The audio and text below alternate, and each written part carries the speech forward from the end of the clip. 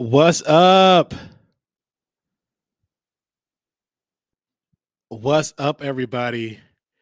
How y'all doing? How y'all doing? It is so good to be back in Dallas, but we got to talk to y'all. So, I have been going through it in my body. And so, I didn't share this with you guys um, when I was in Chicago. I didn't share it, but I have been having these headaches. I've been having a lot of headaches for the past, I would say, couple of months. So I've been having headaches for the past couple of months or whatever. And I'm thinking, oh, maybe it's because of something I ate, or is it something, something in the air, or maybe because I'm walking too much, maybe because I'm walking without eating. So I said, let me make another doctor's appointment. And so I go, I make another doctor's appointment. And so I want to say shout out to my doctor, just shout out to her. And she's black. And she said, well, let's look at your blood pressure because it's kind of high. Now, mind you, I rarely get to see her because I see other people, but she said, oh my gosh, your blood pressure has been high for the past, I would say, ever since we've been like, it's been high, like the bottom number has been so high. So she put me on some a blood pressure medication, and she put me on the blood pressure medication, and so I had to get it filled. Now, mind you, I'm having these headaches. I mean, I'm like, oh my gosh, I really got to get this filled. But I knew I had to get on the flight. And I said, well, you know what? F the flight. I'm going to just F it. So then somebody told me, well, no, you can get your prescription transferred to Dallas. So I said, okay.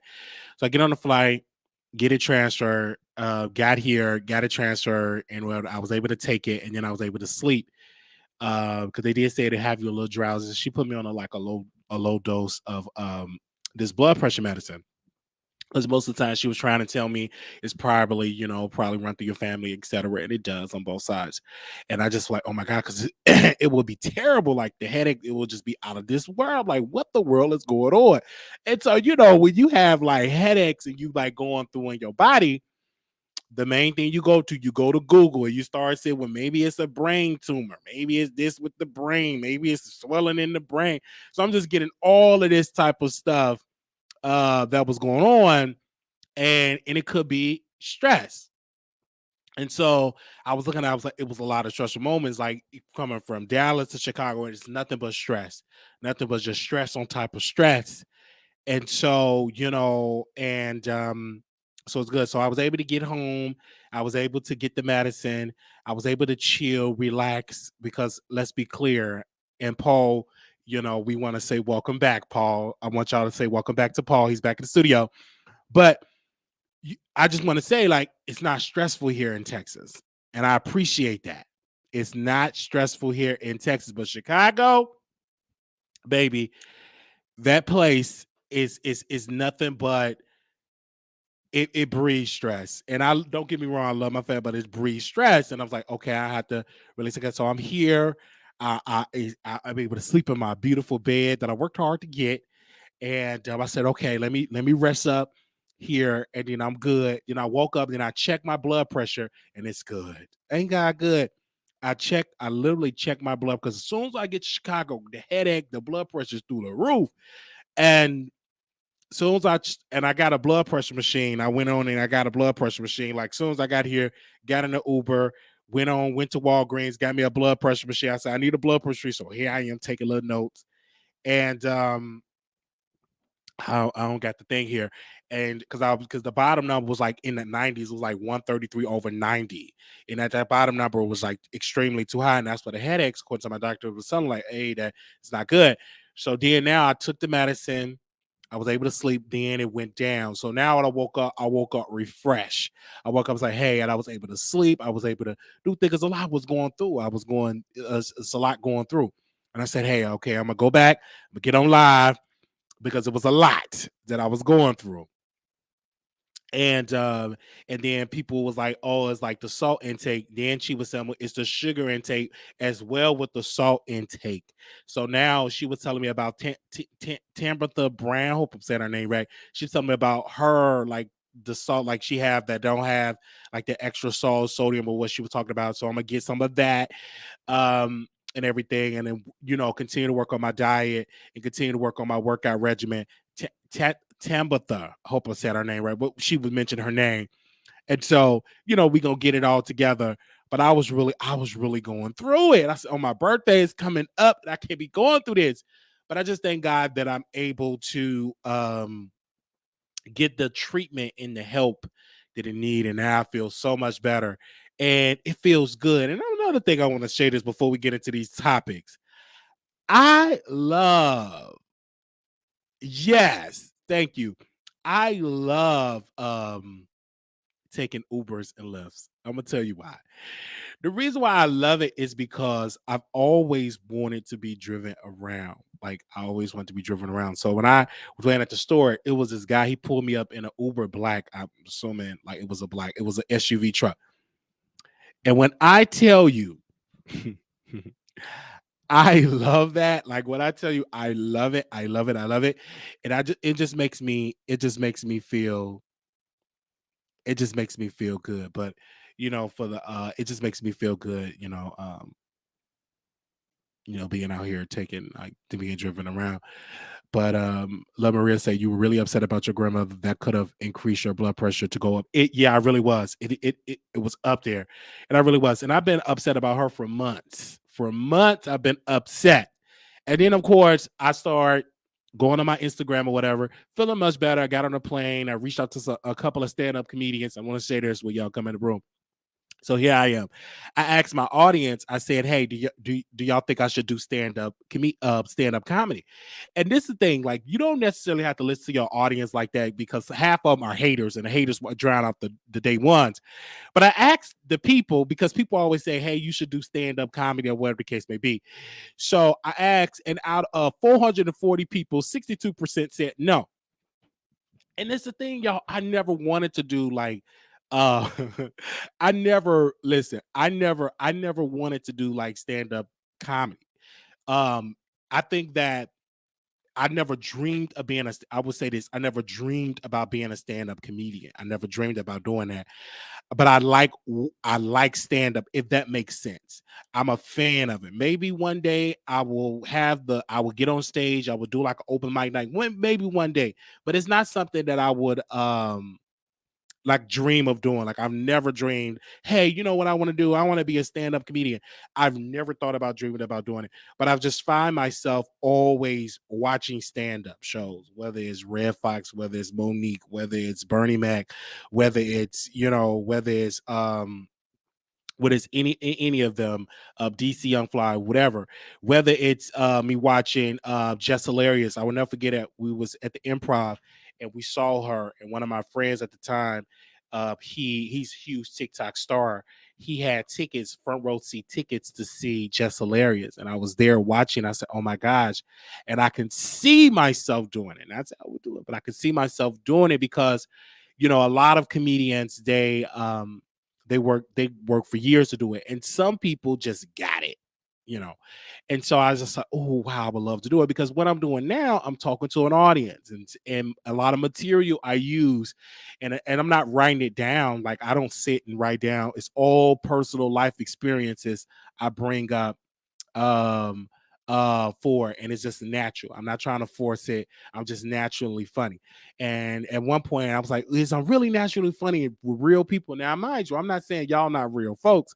I'm saying like people that I see, like human beings, like I'm in a car or something. So I catch myself saying jokes about COVID and saying jokes about uh all type of things. Like if I see something in the news, I catch myself talking about it, and then they start laughing like, "Oh man, you so funny, blah blah blah, you so funny."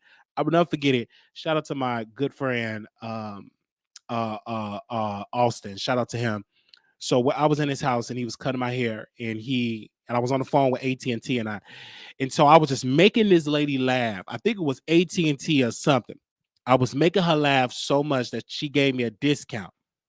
And I'm just saying jokes. I don't remember what I said, but I was just making the lady laugh, and she was just telling me all the different discounts and all the different stuff, just making her laugh because laughter is good.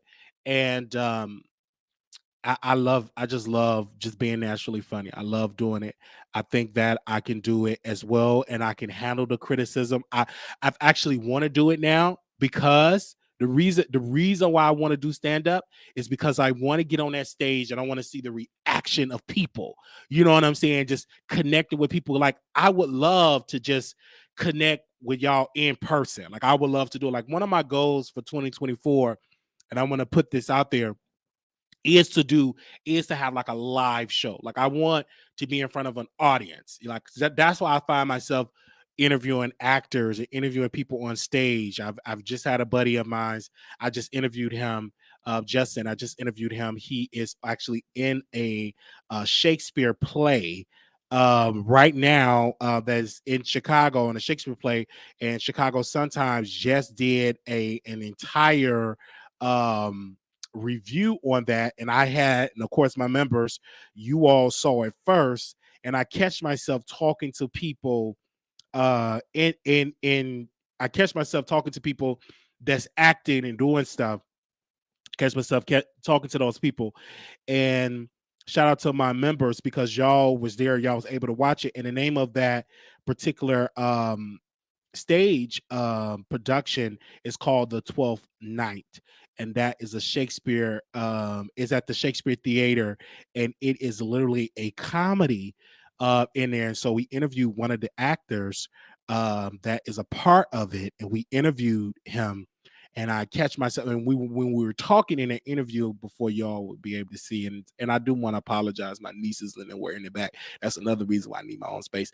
And kids or something. Like kids is just really something. They don't give a damn about noise complaints. They don't give a fuck. Kids gonna make some motherfucking noise and they don't give a fuck about it. And so and kids do not respect privacy. They just really, really don't. So when I was interviewing them, you could just hear my nieces in the back, and I'm getting irritated. Just hear them in the back. They don't listen. Now, I gotta say this because it's on my mind shit. So my niece, now mind you, when I was first coming to Dallas, this was about last year, she would cry when I get on the plane. She would cry. Oh, I'm gonna miss you so much. I'm gonna miss you. I'm gonna miss you. It make me want to cry. I'm like, oh my gosh, I love her so much. I love her. She was crying when I get on the plane and stuff like that. And then, of course, my baby niece, she would run into my arms and say, "Hey, uncle, I love you. I love you."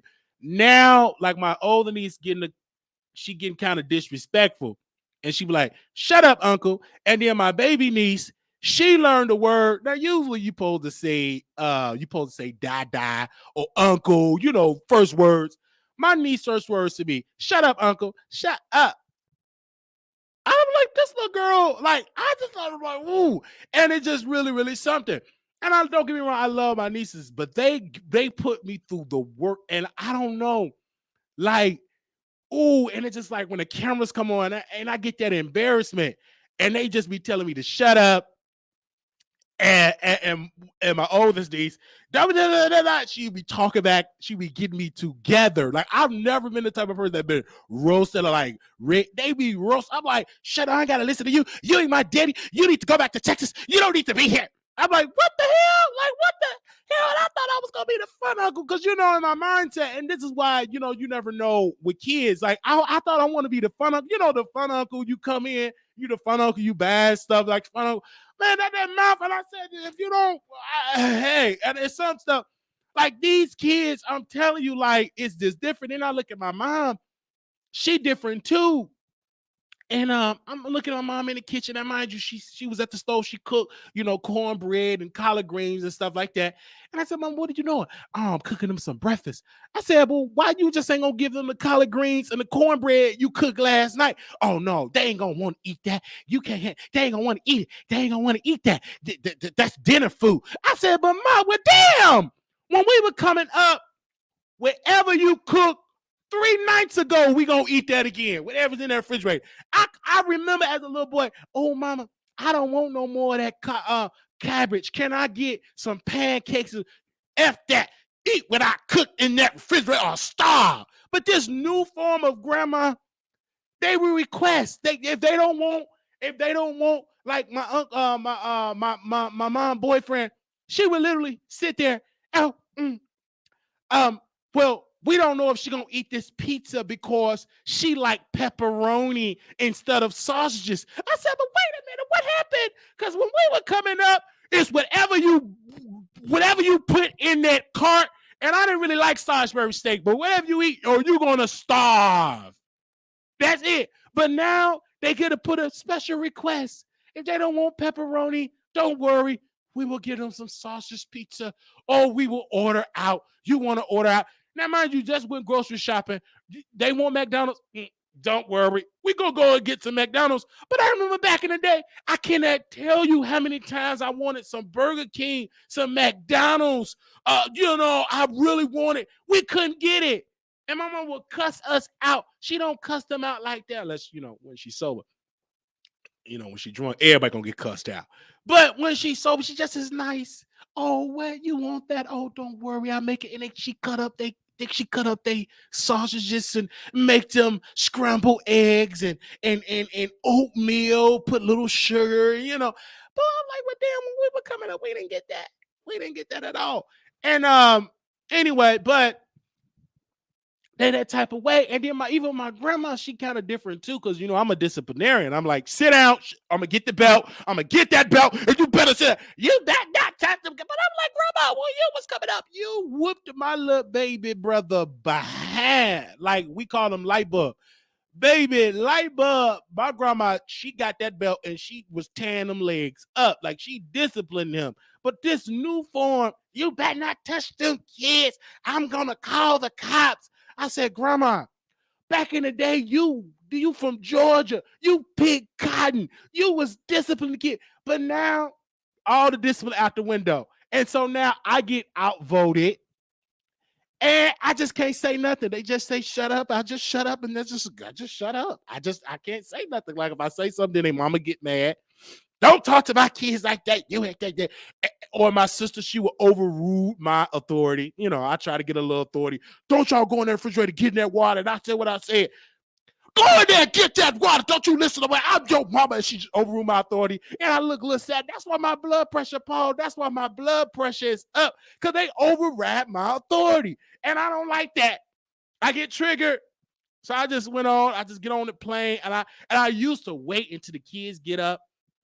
I used to wait and get like a little night flight. Leave for the family, get to see we hug. Now I get an early flight. I don't want to see nobody. I get super early when everybody knocked out, and I just get it in the heat of the night. And all I hear in my head when I get here, shut up, uncle, shut up. Like that. She said that irritates me when she do that. She don't want to listen, and I don't like that. But nevertheless, that's them.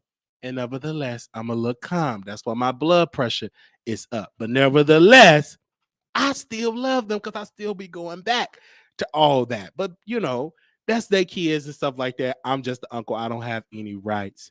But, yeah, they can't wait to tell grandma what you did wrong. And then when I do have discipline, they tell on me when everything, because I do have to have some discipline. I don't play that. I will discipline you. You ain't going to keep doing it now. Now, they do that when their mama is there. Well, my mama, which is their grandmother, and there. Once they gone and I just have the kids, they're totally different vibe. They know it's a new sheriff in town and I walk with authority. Like, you know what I'm saying? It's a new administration. You better not even make a peep. When you play silently, they already know. Because they already they don't want to stay with them because it's gonna be some quietness. All that extra noise, all that white on the walls, all that you want to jump up and down, all that opening up the refrigerator, going in there grabbing stuff, then going back in the refrigerator, just open up the freezer, just grabbing stuff, then open up Pop-Tarts, and I gonna eat the full Pop-Tarts. It ain't gonna be like that when I do it. When I do it, complete silent. They be in there watching Coco Melon, complete silence, and I'm able to do my show in peace. But soon as when they mamas and grandmas come back, they back at it. Shut up, uncle. We ain't listening to you. Shut up. Shut up. And they make noise. And I can't. And when y'all hear this new interview, you just hear them in the back, and it looked like they just get right by my door, and they just make noise. You just hear it, and they do it on purpose. I know they do it on purpose. It's written in their contract. Soon when I turn that camera on, make as much noise as possible. I know it's in their contract. It's in their contract. Soon when I'm not doing a show, when I'm just out just in the house, just chilling. I ain't doing no show or nothing. I ain't doing no show. I mean, they just silent. Ain't nobody's doing nothing. And then like the entire house. Soon I gotta go live. Everybody gotta get up and cook. Everybody gotta get up and make noise. It's a couple of arguments got to happen. Now imagine when I ain't doing the show. I'm just sitting on the show. Hey, what's up? Welcome to YouTube. You beat. Sit down, shut up. Da, da, da, da. Everybody gotta make noise. I don't know if it's just like they just want to be on the show or something, but I don't know. But when I'm not doing the show, it's just as quiet. Still kind of noise, but it's doable. Soon when I hit that live button, everybody can go live. I used to do it outside, when it's warm. They get right by the little kitchen area and they make as much noise in that little kitchen area. They beat on the door. Now they know I can't discipline them because the cameras on, the cameras. I can't say what I want to say. So I got to pretend to be nice, but my face, you don't sit down, and I have to put my mic on mute because they know these kids, they something. They something. But then again, God made children. They did. And I love them, but they get on my damn nerves. They do. And that's why I'm glad that I can get on a plane and I can go. I'm so glad. I was so glad. I love them. I don't know if I will ever have children because I look at my niece. I'm like, oh my gosh, it's irritating. Eventually, I'm gonna have some children, but they just definitely do it. When you go live, they get live. Absolutely, they get live. And them kids, they be wear me out. They just want to drink. And this irritates me with children. And I do it too, but I'm an adult and I drink it. Kids, I get cases of water. And at that time, I didn't care. I used to bat a kid because, I want to be the fun uncle. They would just open up bottles, waters, blowing bubbles, having all open cases, half of the water, 80% of the water is just half of it is just open. And they don't even drink it all. And that would irritate me. That would irritate me. And then back in the day, I used to bring snacks. This is why I like having my own place. I would bring snacks, donuts, candy, donuts, and stuff. And I don't eat it like that. When my baby niece, before her iPad got destroyed, before she destroyed her iPad, she would text me, "Can I get a donut? Can I get this? You already ate. You don't want this. That's your man talking to you. You don't need it. Shut up. I get it. You can't tell me what to do." I just and so I just stopped buying snacks. I just don't even want to buy no snacks anymore. And if I do buy a snack, I hide it in my briefcase. I try to hide it because they're going to always want to eat what I eat. But then again, I do still give it to them because they're girls and I love my nieces. I love them so much, but they bad. They're terrible. And I understand. And then I tell my sister all the time, I say, you really going to be put into work because she, they going to get older. And then my niece, she would text me. And then, I have, this when she had an iPad, we would get on the phone, we would talk or whatever.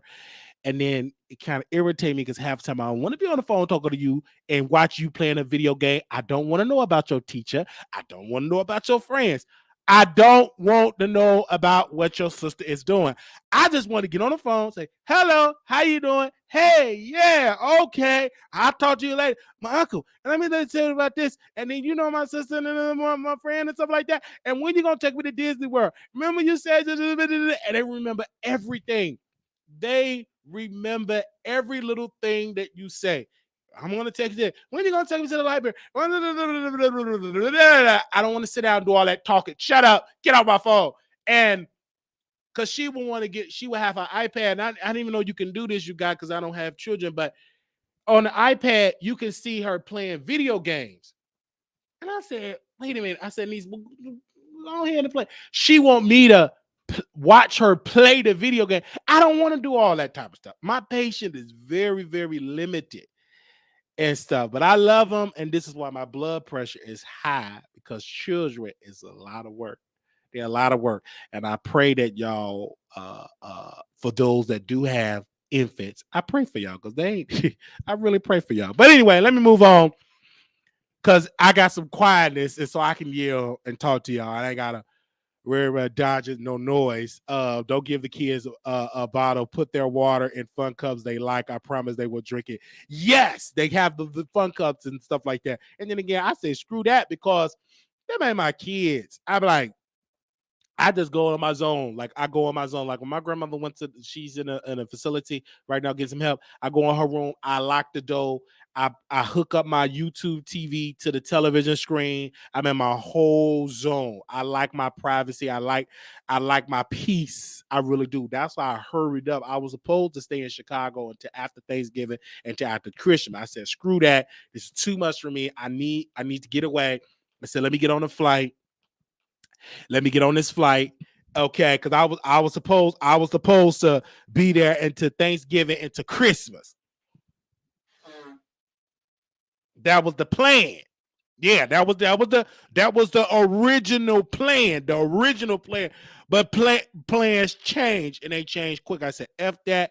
I'm gonna get on this plane, and I'm gonna do it. Went to go see my grandmother. It wear and tear me. I said, but let me go get on the plane because I want to get effed up on my birthday. And I know I can't get effed up around children, stuff like that. Because typically when I go home, I don't smoke, I don't drink, I don't do anything, right? I don't like to smoke in the first place. But drinking on my birthday, I try is just like it's like a tradition. I like to drink on my birthday. Smoking, I don't like to do unless I like to get into some things when I smoke. But I don't like to smoke like that in first place. First of all, it's too expensive. And then drinking, since I don't drink a lot, like now, I'm gonna get some drinks for my birthday, and it's gonna be there until my friend Austin come and get it out of my refrigerator. No offense, but no, I like to drink on my birthday a little. Probably so because I'm going to be on YouTube. I'll drink a little something in my house, drink a little something. I'll probably have Austin to come on and co-host that particular show. That's it.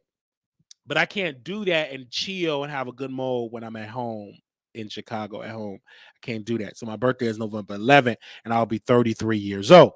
And everybody was like, don't you feel bad? Because people always say you feel bad. It's an embarrassment. You crazy. Why are you going to wait till you supposed to been have children? I said, no. I said, you should have children um whenever you feel ready. My grandmother had my mother when she was in her 40s.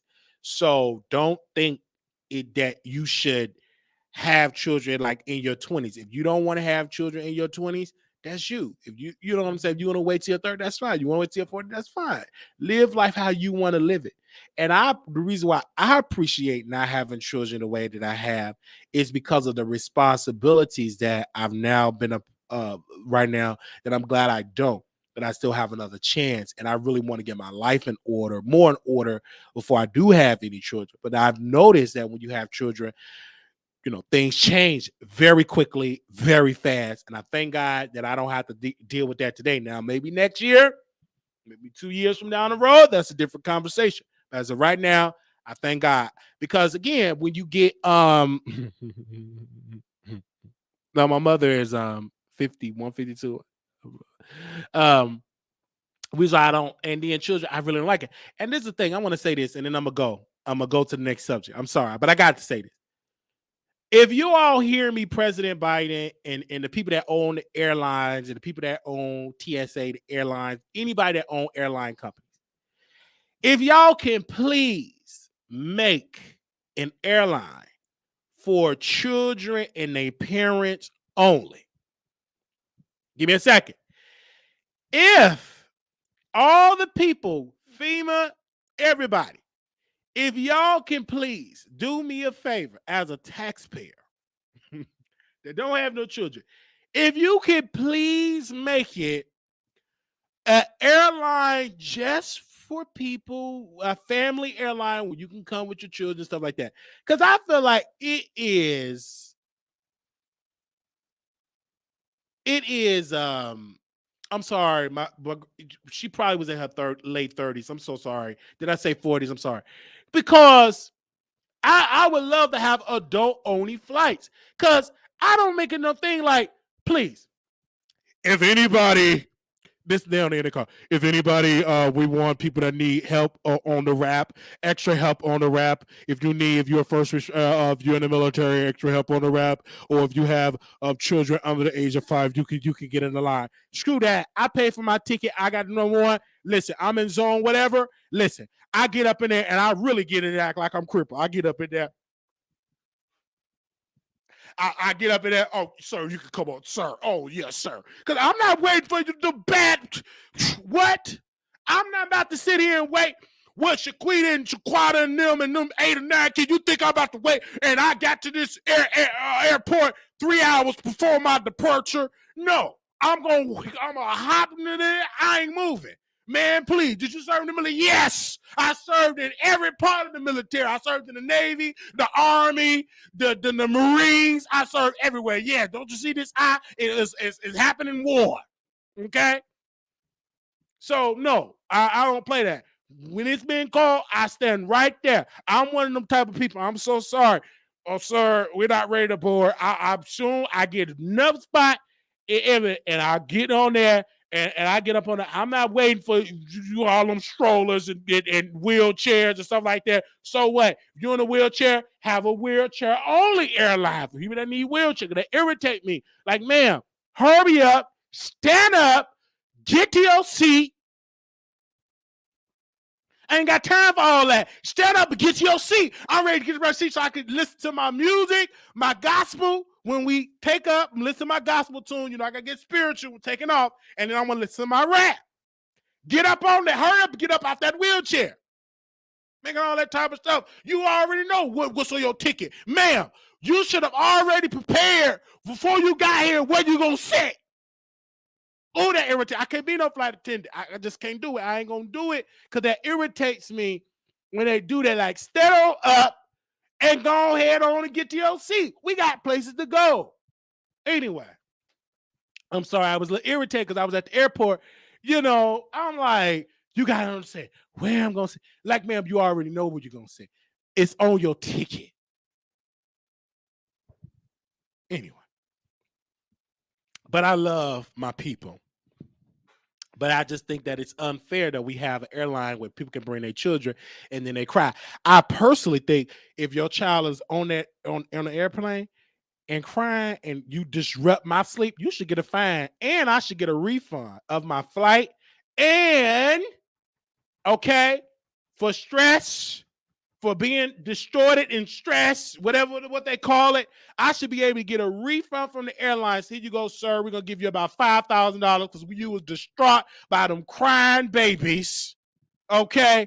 That irritates me because if I could hear you over my Beats headphones, I think I should get a refund, at least a refund of about $5,000 because I shouldn't have to deal with all that. I'm in the air.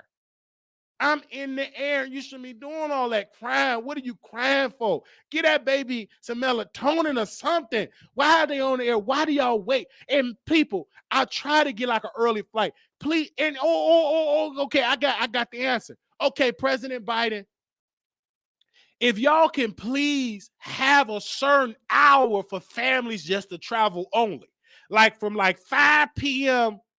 to like 6 or 7 p.m., that slot is only for people with families. You know what I'm saying? And then people that early flight, did you get a flight from like 6 or 7 a.m.? Adults only. Don't bring a child. Because I would prefer that. I like peace when I'm on the flight. I like to be on up. I like to sleep. You know what I'm saying? I like to listen to my gospel tunes. I like to do all that because that irritates me. Even when I go to Walmart, and I don't go during the day. I go either early in the morning or around now. You'll see me in the store like a little later because that irritates me when I'm in it. Like, and then these parents don't try to continue to shop and your child keep crying. Handle the child. That irritates me. That does something to my anxiety. I'm just saying, like these kids, like they just make all this noise. I don't understand that. We got so advances. We got AI. We don't have nothing to have the babies shut up. They don't like crying. That irritates me. And my nieces, I tell them that all the time. What the hell is you crying for? What are you crying for? Yeah. You crying for something. Shut up. I ain't got to tell all I know it. And that's why I like my peace. Because I'm telling y'all, that irritates me with that noise.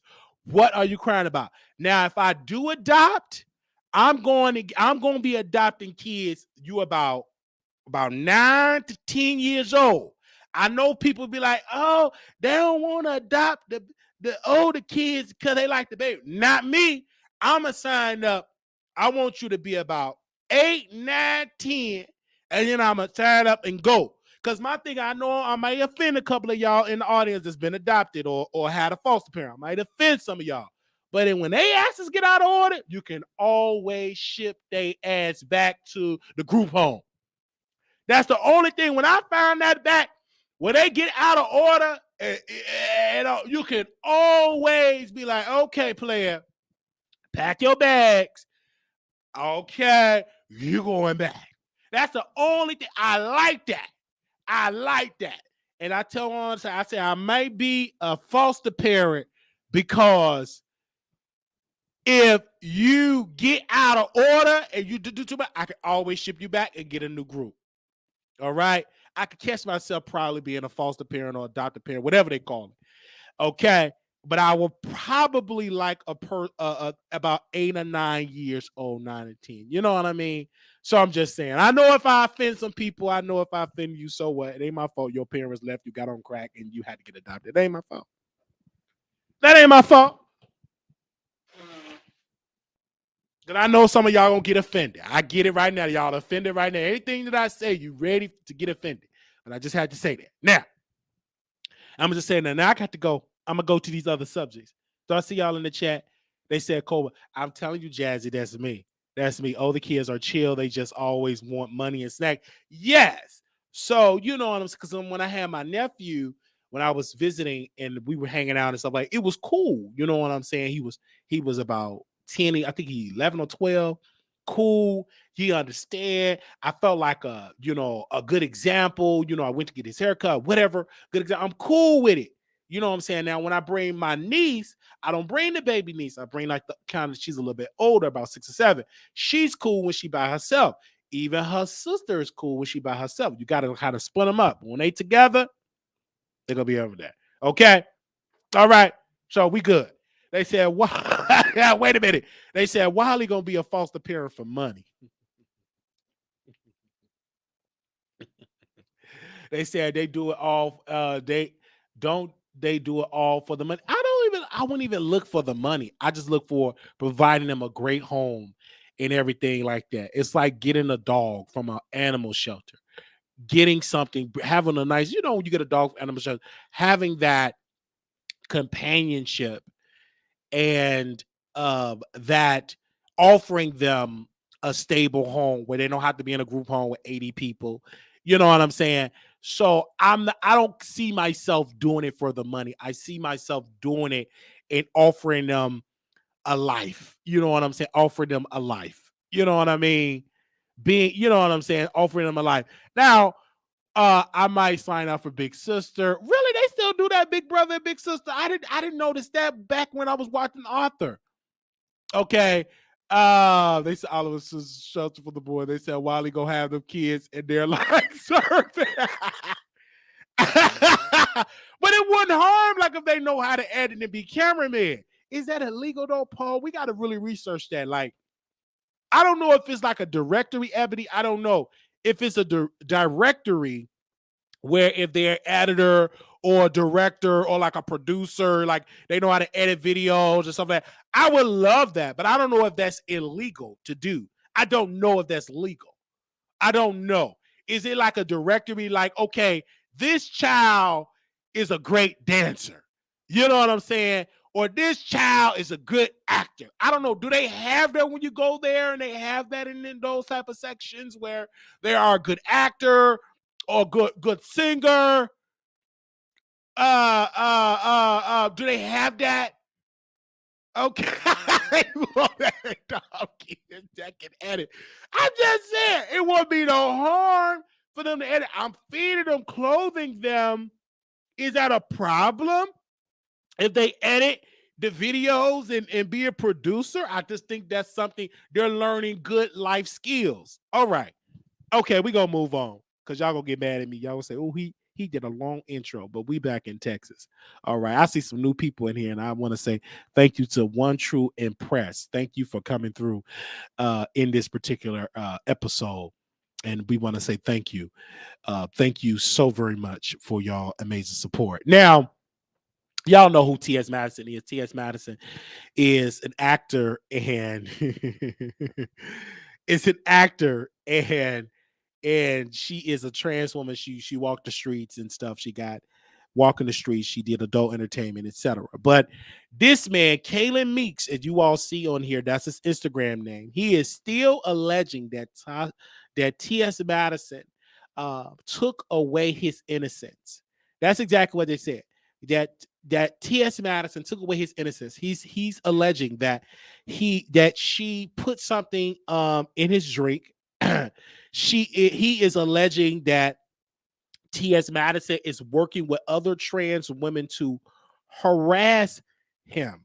Now, we reach out to Mr. Meeks, and whenever he's ready to share his life, what happened, we'll do it.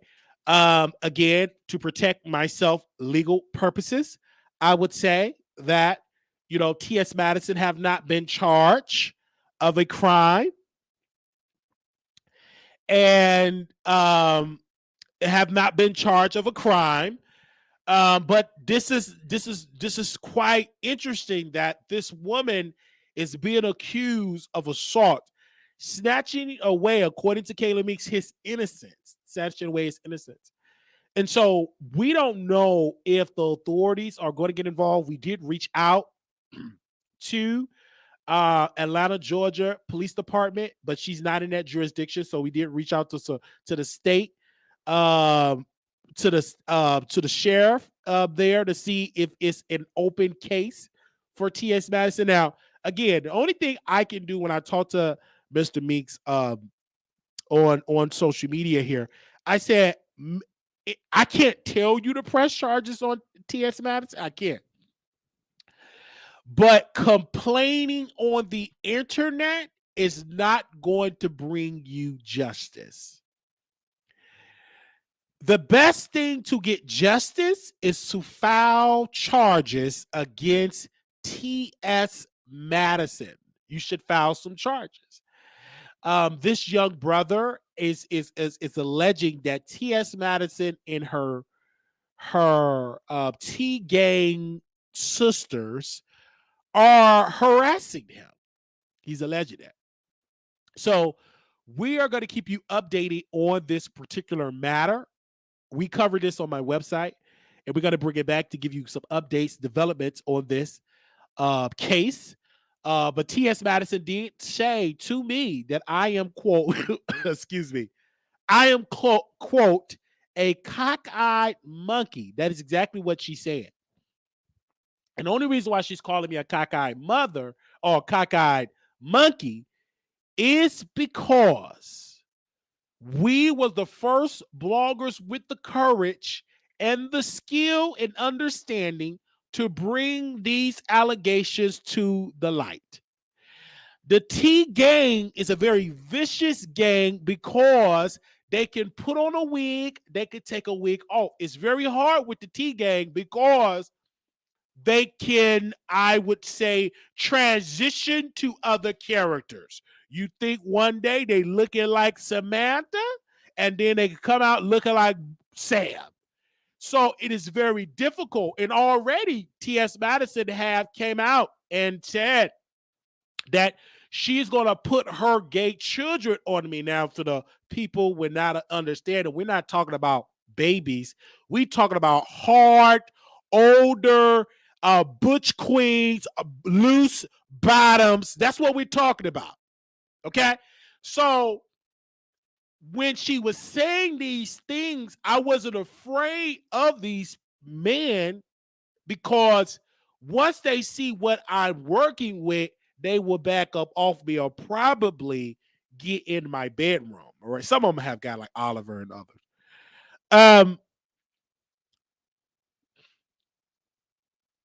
But I think we should listen to what Kaylin Meeks is saying. I think we should listen to what he said. He have put out that his innocence was snatched. That's what he said.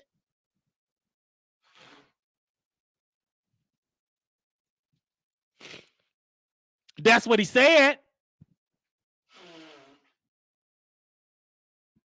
Excuse me, y'all. My allergies acting up. I'm gonna take my allergy pill. Oh, I ain't got no more allergy pill. I need to go get some more. is acting up. But nevertheless, we're going to get through this live.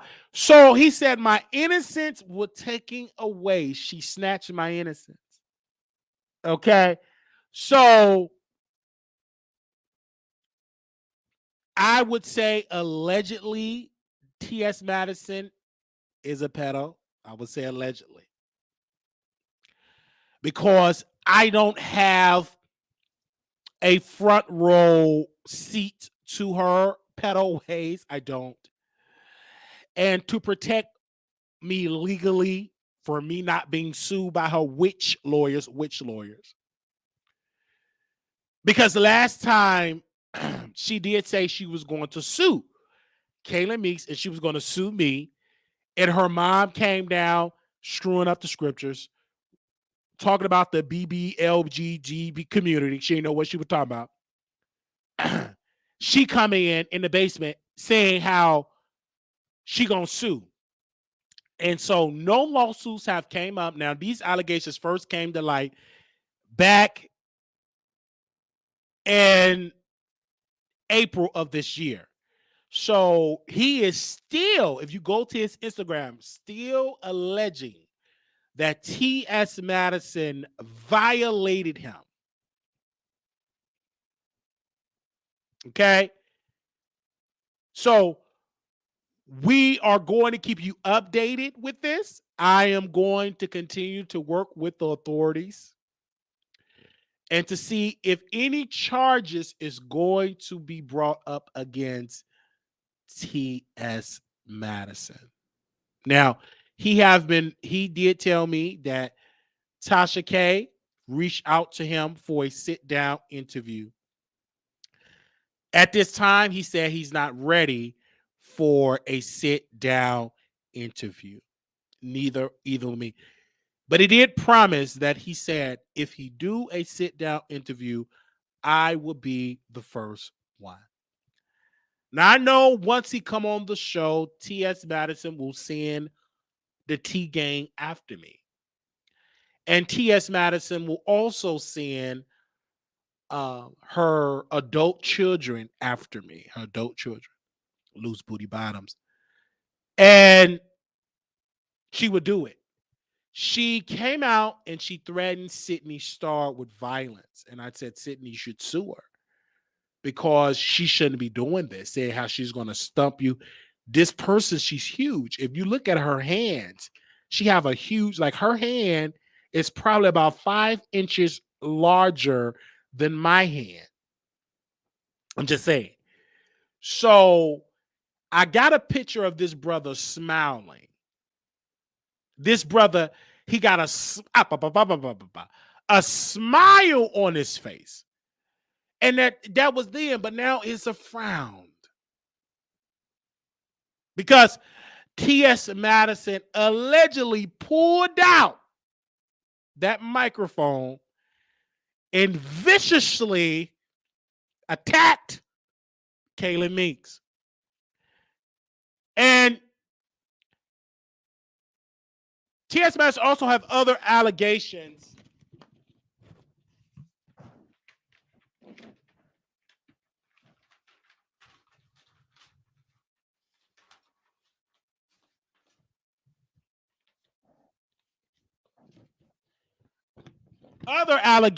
Excuse me, I'm opening up my allegations envelope of T.S. Madison, that it was multiple underage people that did a couple of films with her.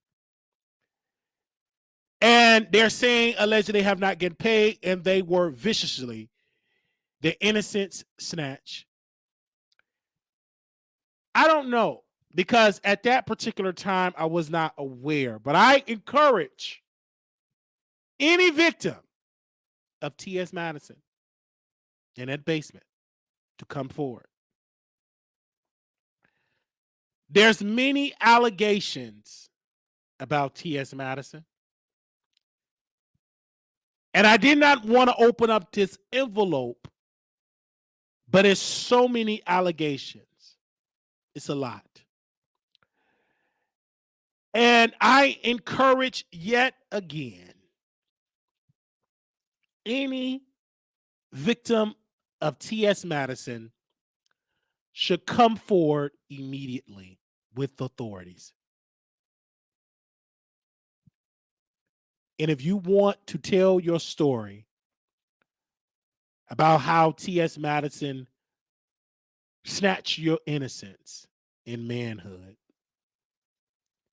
you are more than welcome to be on this show. It's a very safe space. And I personally would like to say, do I believe these allegations? I cannot say what I believe even matters. But what I will say, I believe that something fishy, something smell of boo-boo happened. And that's all I can say. And when the lawsuits do come, I will fight them to the end of the earth. To anybody, because I smell boo-boo. That's what I smell, Paul. I smell boo-boo.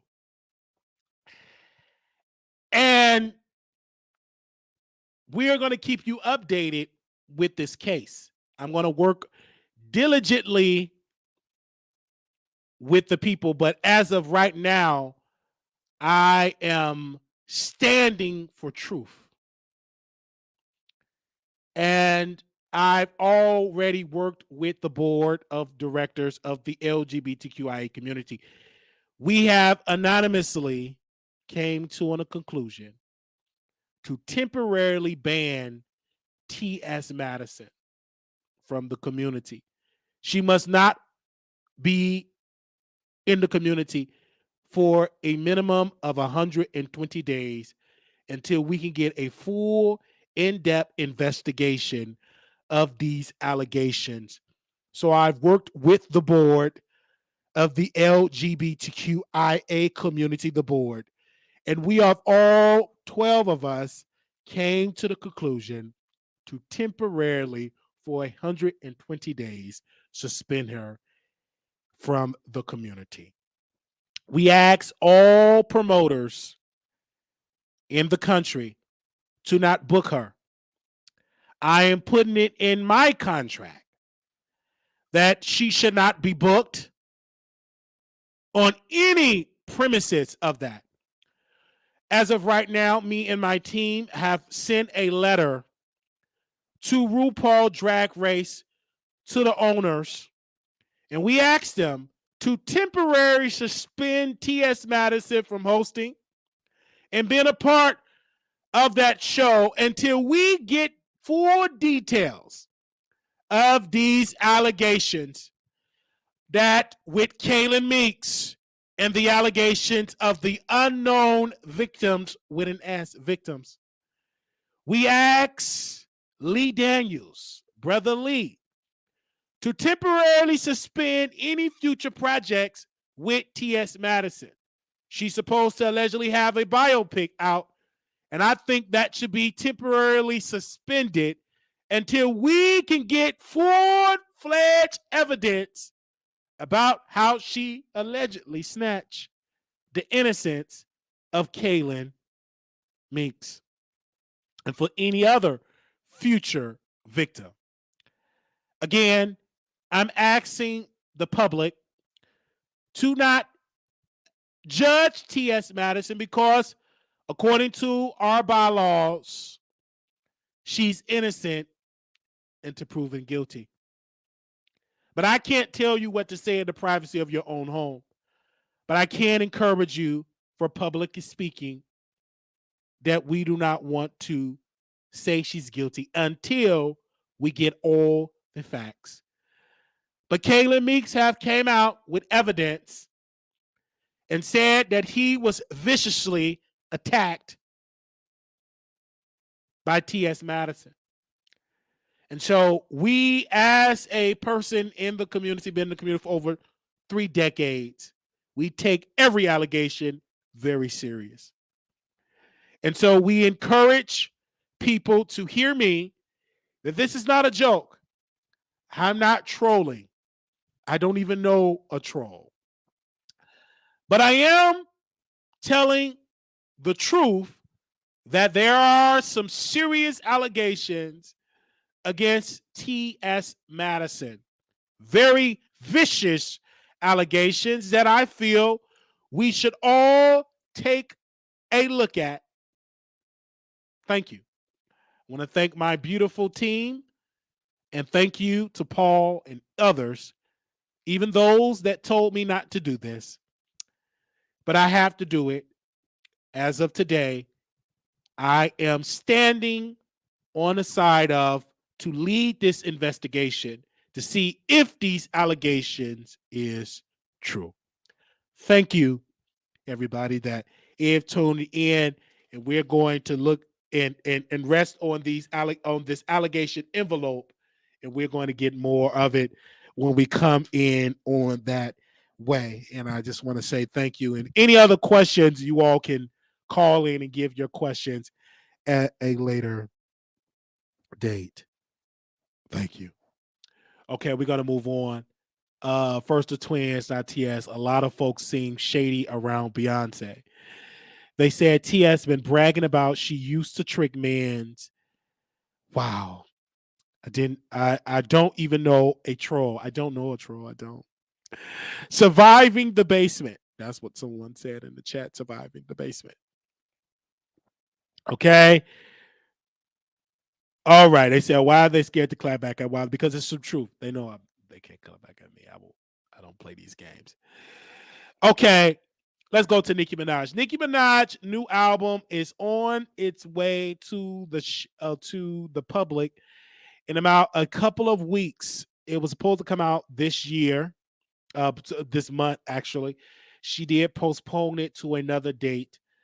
She is traveling around the country as of right now, and she's temporarily the queen because we put that title on her temporarily, and that could change if she do not sell 150,000 copies in the first week. Now she is going around. She did 75 questions. She did a tour. She's doing a promo run. I think that, and I talked to some people around Nicki Minaj camp, that I thank her for my hard work. For my hard work, I worked very diligently with her team, and I encourage her to tell her barbs to stop the harassment. I told her, and we worked very hard with Nicki Minaj's team. We want to thank them with my team because we told her to tell your barbs to stop the harassment. They're too mean. And I told her that. And I worked very hard with that, worked very hard with her team. And they came out and she did make an announcement. And she encouraged her barbs to not harass or be mean to anybody. And I thank her for that. And that's why I am so glad that I temporarily put Queen on her, because she did something that only a queen would do. She will tell her audience to not harass the public. I cannot tell you how many of the barbs have called me, text me, sent me so many disgusting words that I can't even say on the internet. And when they said that to me, I knew then there's only one woman that can stand and tell her audience to stop it. When I said a couple of years ago that Nicki Minaj should retire, her audience banded together to call me and deliberately cuss me out. They left me so many phone calls that I couldn't even keep up. Couldn't rest. Couldn't sleep. Couldn't eat. I was up. And Nikki didn't do anything at that particular time. So even though I did not get my justice then, I got my justice now. I want to say thank you to Nicki Minaj for standing up, putting on her big girl panties, and telling the Barbs to stand down. Thank you. And to any Barb that I have made feel uncomfortable, from the heart of Wiley, I apologize. Because at that time, I thought Nicki Minaj should retire. At that time, I thought that she was a has-been. I thought that she was washed up. And Nicki made me eat those words up. And that's why a couple of weeks ago, you all have witnessed me putting the crown on her temporarily. And I am a Barb.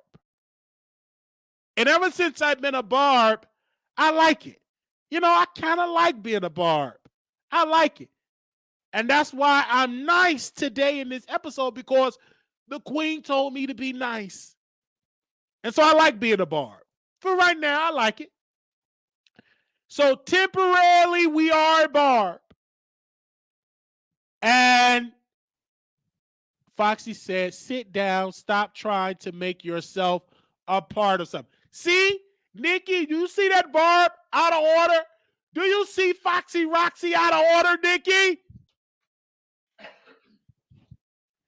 Do you see that Barb out of order?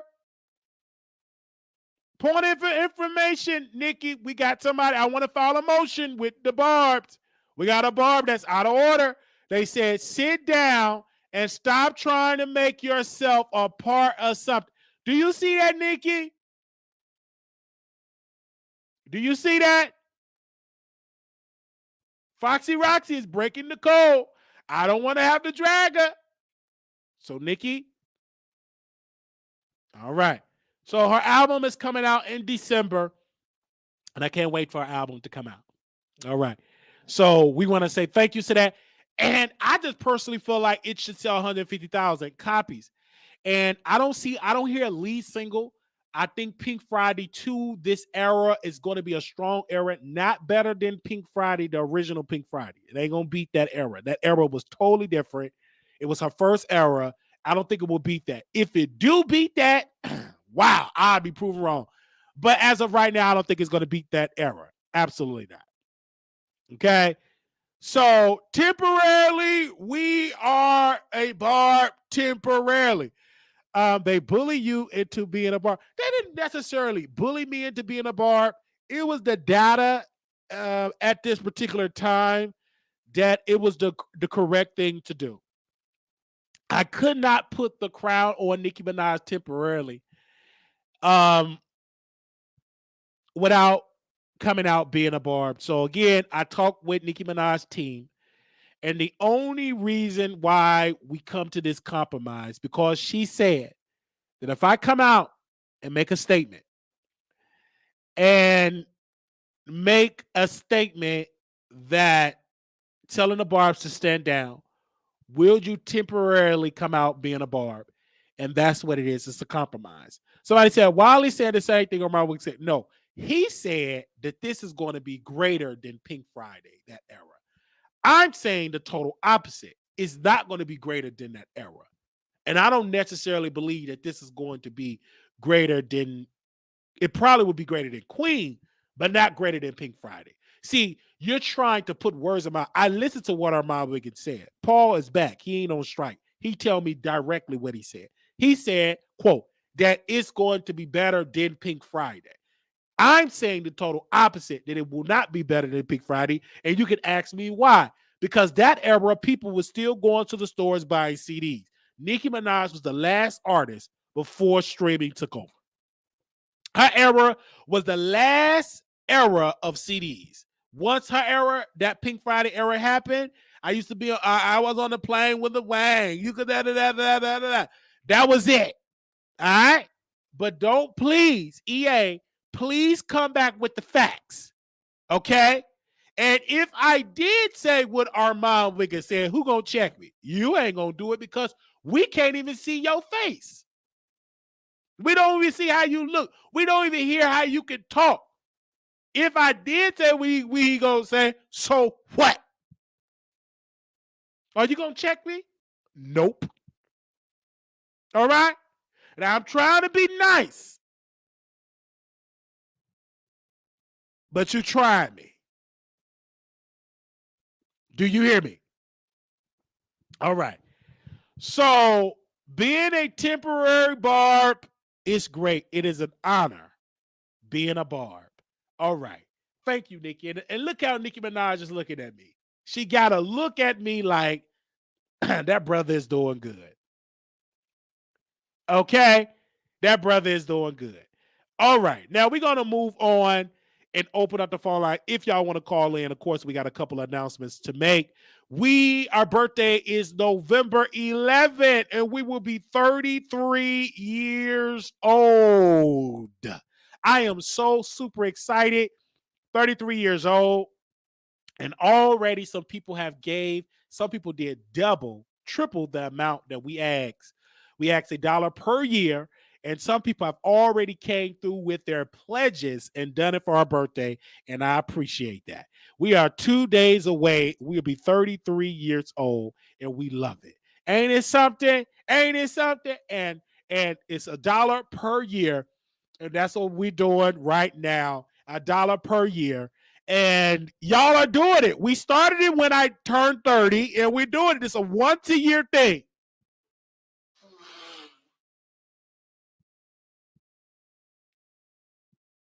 Once a year. Okay? They said, how do you feel about being Jesus' age? That's how I feel.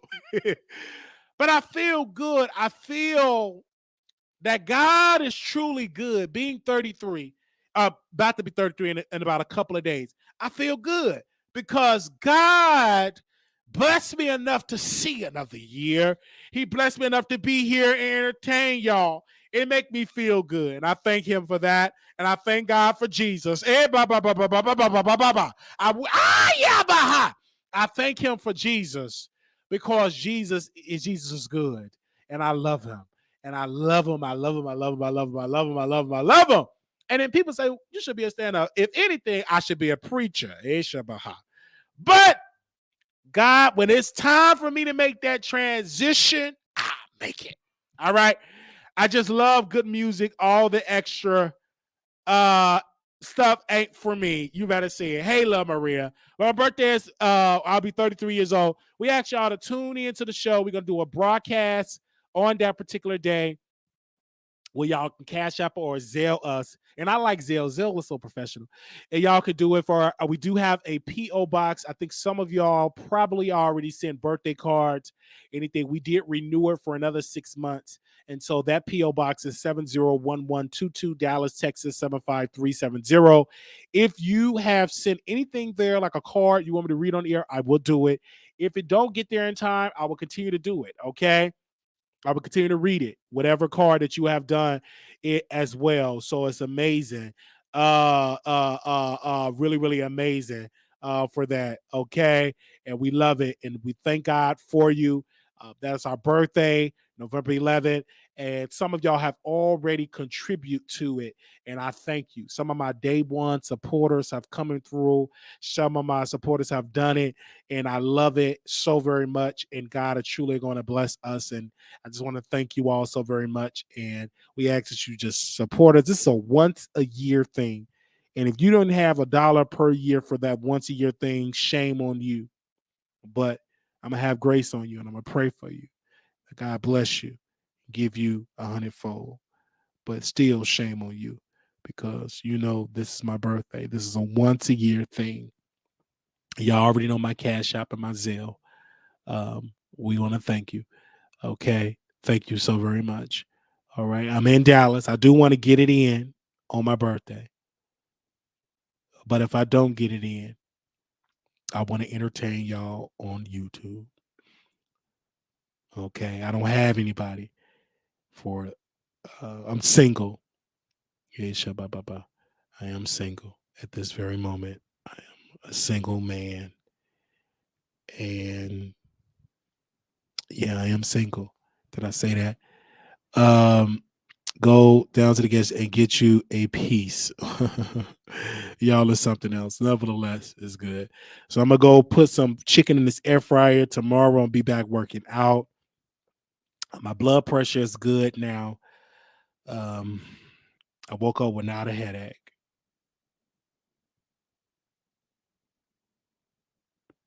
I woke up without a headache. And I want to say thank you. I woke up without a headache. Thank you. Couture Bay say turn up. I will. And I want you to turn up with me. Couture Bay. Are you in Dallas? Okay. Where's Aaliyah TV at? Is she over there with Storm? Being a double agent? I'm joking. I love you, Aaliyah TV.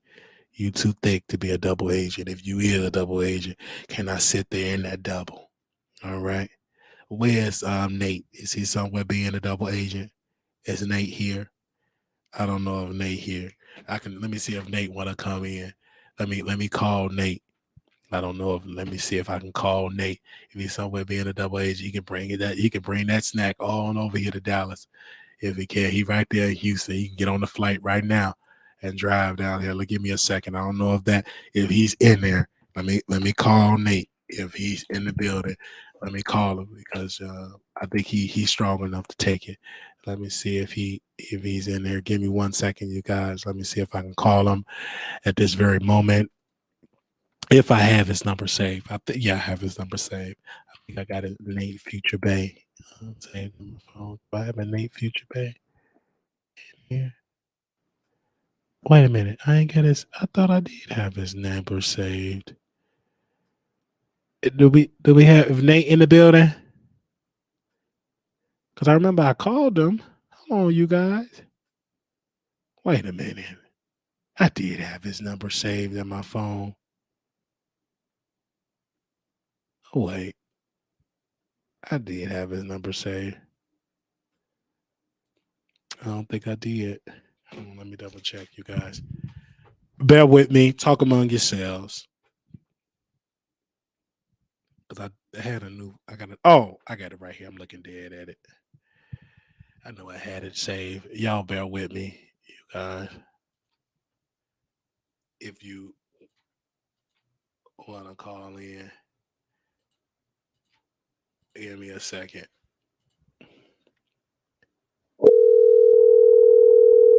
Okay. Give me answer. Hey Nate, this is Wally. I'm live. How you doing? Hey Wiley, happy birthday! Oh, I'm in Jamaica. Oh, you in Jamaica? My birthday is November 11th. You didn't tell me you was going to Jamaica. I am. I'm gonna give you your $33. I didn't know it's gonna be after. I didn't know you was in Jamaica. Who you in Jamaica with? Wait. Oh, hold on. My best friend right here. But I'm his wife at the same time. Oh my gosh! Congratulations. Hold on, Wiley. When I'm on the down low, I got a beautiful stallion. Beautiful stallion. Yes, I'm so happy for you. I'm so happy for you. When I'm on the down low, I have a beautiful. She's lighter than a brown paper bag, so she's acceptable. And she's thicker than a Snicker. She's thicker than a Snicker. Oh my gosh! Is she dark skin, light skin? How do you look, sweetheart? I'm sorry. She's beautiful. I can show you pictures from back in the day or right now. Okay. We've been friends for a million years. Why you didn't tell me? I would love to go to Jamaica. I would love. I told Aaliyah that I was going to Jamaica. Oh. She Aaliyah, you didn't. And you know why? You've been going through a lot in Chicago, so I didn't want to interrupt you. You didn't. I'm staying with your grandma because my boo, she's going through a lot with her grandma I too. understand. I would love But we to already Aaliyah. planned Jamaica. I would love went to Aaliyah. I about to say go inside of Aaliyah, but I love went to Jamaica because I love Jamaica. I always thought. Oh, you know what? No. Hold on. Let me give you your credit, Wiley.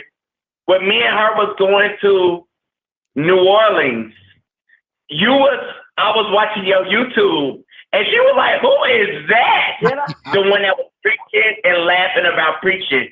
He was like talking about like Jesus. Oh, he the one And on you the was- podcast. Yes, I'm the one on the podcast, and I was like, "That's my boo. He do podcasts on YouTube."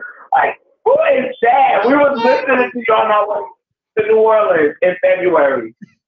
Yeah, that's amazing. What do y'all do Right. in Jamaica? Is it hot there? Do it feel good? It is hot. It is humid.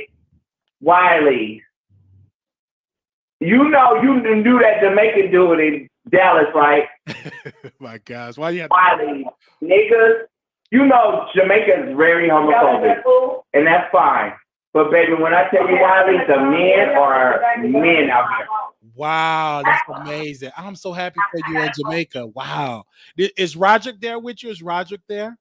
I know. Stop being nasty, of course not. I was just asking, is Roderick there? Roderick there? Wait, Wiley, are you celebrating your birthday this weekend? Yeah, of course. I'm celebrating my birthday this weekend. I was calling you. Oh, you can celebrate it next weekend. I'm Come on, Nate, let's go. celebrating next weekend too. You want Okay. you want Roderick? Do you want? I want to say comedy. Okay. Wiley, Bye-bye. she drunk. Okay. But I'm gonna call you when I get back. Okay. Bye. Bye. Somebody said. Somebody said, what's her dress size? Y'all are so messy. But nevertheless, they're in Jamaica. And I always wanted to go to Jamaica because I always wanted to get like my groove back, like Wiley get his groove back. You know what I mean? I've always wanted to go to Jamaica because, in Tubi, like Wiley get his groove back. I always want to go there and meet a beautiful, like middle-aged Jamaican woman. You know what I'm saying? Hey, I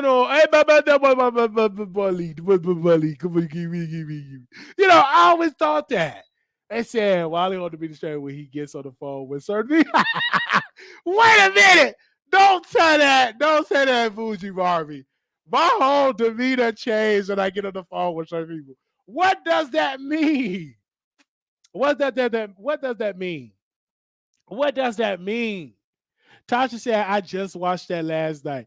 What does that mean? Wally wanna wish. It's true. What?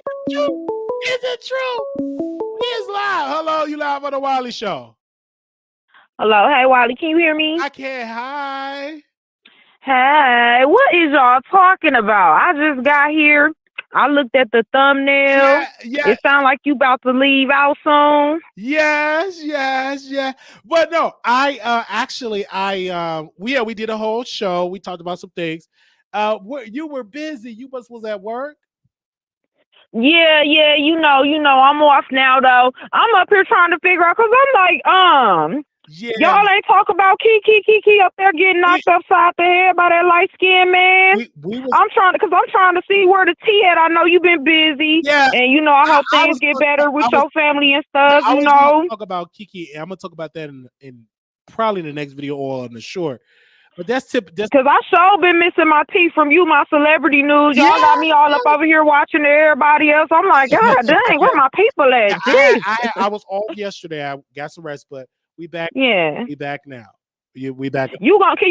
I don't know if you dragged Charleston White or anything either, because he was talking crazy to Saucy, then Saucy done snapped at him. What else happened? Because y'all know you been busy. Who NBA young boy done had his baby mama all beat up too? You need to check that stuff out, Wiley, because I know you been busy, but I want to hear your take on this. If he needs to go to jail and everything, I'm definitely. I don't think necessarily he needs to go to jail or something like that, because I don't think that. But I don't even know all the details. I heard she done got stomped on by like 10 different females. He got a bunny ranch up in the woods or something. I don't know what's going on. They crazy, but I want to hear about it from you. I would definitely talk about that tomorrow, because It definitely needs to be that way as well. But thank you, ma'am. Like, I haven't like. Did you call in the other day? Oh no. I think I called in one of them other days. Yeah, that was I think the last I forgot what it was about though. I call in from time to time. yes, Yeah. absolutely. But I will say this about Kiki, about anybody with money, with having children. You gotta understand, whoever get custody of the child have the child support leverage, and that's why she want to do that. Because He looked like he wants some child support. He looked like he wants food stamps too. He looked really, really poor. when women, I get it, women with money, it's a lot, because when you get pregnant, I didn't even know this about what was her name, Sherry Shepherd, that she's paying child support to a child Yeah. she didn't want, that she don't have These men been coming up lately, like they taking pimping to a whole nother level Mary now. J. Like they Blige. used to just be ghetto, but they getting smart with it now. Because right, so when you have money, when you the person with the money, when you the person with the finances, when you the person with the thing, you got the bag to protect. And it used to be the man, but now women can fall for it too. Mary J. Blige paid her husband alimony. Who else got that? And Halle Berry. She paying like two men. all that. You got Tyrese. She signed a prenup, but that don't mean nothing, because when you have a child, that trumps the prenup, and then he paying child. Who else? Didn't Faith Evans have to pay Stevie J a bunch of money too? Like these dudes getting real serious with it. Like they up here. That's the law. It's It is law, and is it fair? No, because these laws, I feel like you come in a relationship with no money, you leave with no money. But no, the law feel like, if me and you get married, if I'm wealthy, you accustomed to this lifestyle, you supposed to get a check. If it's no prenup, even if it is a prenup, prenups can be challenged. And if you have children, automatically you're going to get child support. And if I'm bringing in $80 million a year, you're probably going to get like $150,000 a month for child support. So it's game that's being played. And Kiki want to have full custody of the child, because if he get full custody, she's going to be paying about $80,000 to $90,000 a month in child support. And she don't want to, so that's why she's filing for she said, I seen like a glimpse of it before I hopped on here to call you. But yeah, like they said something about he had been like hitting her and stuff, but I don't know all the dynamics of that. So I don't know if he was physically abusing her. I don't know if that, I don't know. And let's hope that's not true. But a lot of somebody said on one of these blogs it had like surveillance or something. So I don't know. I hope that did not happen. But if that did happen, I'm not going to be surprised, because Kelly Rowland was beat up by a man, and she's success. That's Kelly Rowland, and she was in an abusive relationship. So I'm just like, it's sad. It's sick. It makes me sick to my stomach for a man to put his hands on a woman. It makes me sick to my stomach when a woman put her hands on a man. Or they need to stop fighting. But I'd have been up in jail, because he wouldn't have been hitting on me. Even in that NBA YoungBoy situation. When she had an eyebrow, but one thing she didn't do, press charges. Like she did all. Yeah, she told us. I think she got that hood solidarity stuff. Because, ma'am, you don't want to tell on him because he got these cases or whatever. But at the end of the day, you putting your hands on me, right? Like that, or you got people putting their hands on me. If you crazy, then I gotta be crazy. But then do it by the law then. But then I guess she probably don't want to go through all that stuff that Megan Thee Stallion went through. Because if she say something to the police, then what? Everybody, because they love NBA YoungBoy so much, they don't even care that she done got stomped out and jumped on and beat on and stuff. And then they gonna be looking like, oh, now she the reason why he in jail. She should have came and got her baby a week ago. Just all these excuses for all this craziness out here, and that's sad. That's true. But it's very sick to see women get beat up. But some women, unfortunately, they keep going back, and they won't. They won't press charges, and some women will never ever get delivered from it because they addicted to it. Unfortunately, it's a sickness that they don't get a part of it. Like I look at my brother, I look at my cousin, Jonathan. His sister was murdered. She beat. Oh, that's so sad. To death. But she had multiple opportunities to leave. She didn't leave, and now she's gone. And now the children is orphans because their mom is dead and their dad and the rest of his life. It's sad because a lot of these women, and then you get women. Some of them leave their relationship, flee it, go to of the shelter, the domestic violence shelter, and guess what? They go back. So Yeah, I don't know. That's sad. I don't know. yeah, My daddy, like, I don't know. My daddy loved me. He made me confident and strong because I was a tomboy for a long time, you know. And it's like I got a trigger in my brain where I can't be dealing with all that. So it's like, what it is. but I have to learn when I was younger though, like literally, like, okay, these the signs and stuff. I'm not finna put up with nobody that's finna aggravate me either. Because like I said, I'm not finna let you hit on me. I'm gonna be hitting on you too, and then I'm gonna go to jail. So I don't want to do all I that. just don't want to The hear. I first don't sign want of crazy, I'm not putting up with none of to that. because me. I love my husband. He would never. He's Yeah, a sweet I don't person. want to do that at all. I don't want to be in no relationship where I have to physically put my hands on a person. I don't want to do it. And most men that's going through that need treatment. They need mental help. And I mean the first time. If anybody hearing this, the first Most time he lift his hand at you, it needs to be over. it needs to be Cause he over. gonna do it again. Don't let nothing slide like that. Most women feel like A, they can change them. B, they pull the sympathy card. You can't because No, but the ghetto tell you that's love. They tell you that is they're love. the ghetto and because that's just a sector of the ghetto community that's been abused as well. And they say, Yeah, it's and it's love. sad. It's crazy. Because even with Tina Turner, she stayed in that relationship for years, like over 18 years. She stayed in that relationship. No, I had an ex that used to like straight be like stalkerish or whatever, That's and crazy. then like he'd be kind of like jealous and over controlling or whatever, and then just mad, just hating when I'm with my peoples or whatever. And I'm not no cheater or nothing. I'm just with my peoples. And it's like, okay, so you mad because I'm at my cousin and crib, like, or whatever, just trying to be real clingy. And everybody like, oh yeah, he just love you. You must got that good, all this, all that. He love you, all this stuff. I'm like, but I don't give a damn. It's getting on my nerves. Sorry for cursing. Yeah. It's getting on my nerves, but that is a sign, though. That is a possessive sign. That's not good, That is But in the hood, it's like everybody's so thirsty for love and attention because we've been so traumatized and stuff, and that's that you would think that because somebody giving you any kind of attention, you know what I'm saying, that's a form of affection and love, and it ain't. It ain't always that, love don't hurt you like that. Love is good. Love is respectful. Love ain't disrespecting you. no, So, it's not.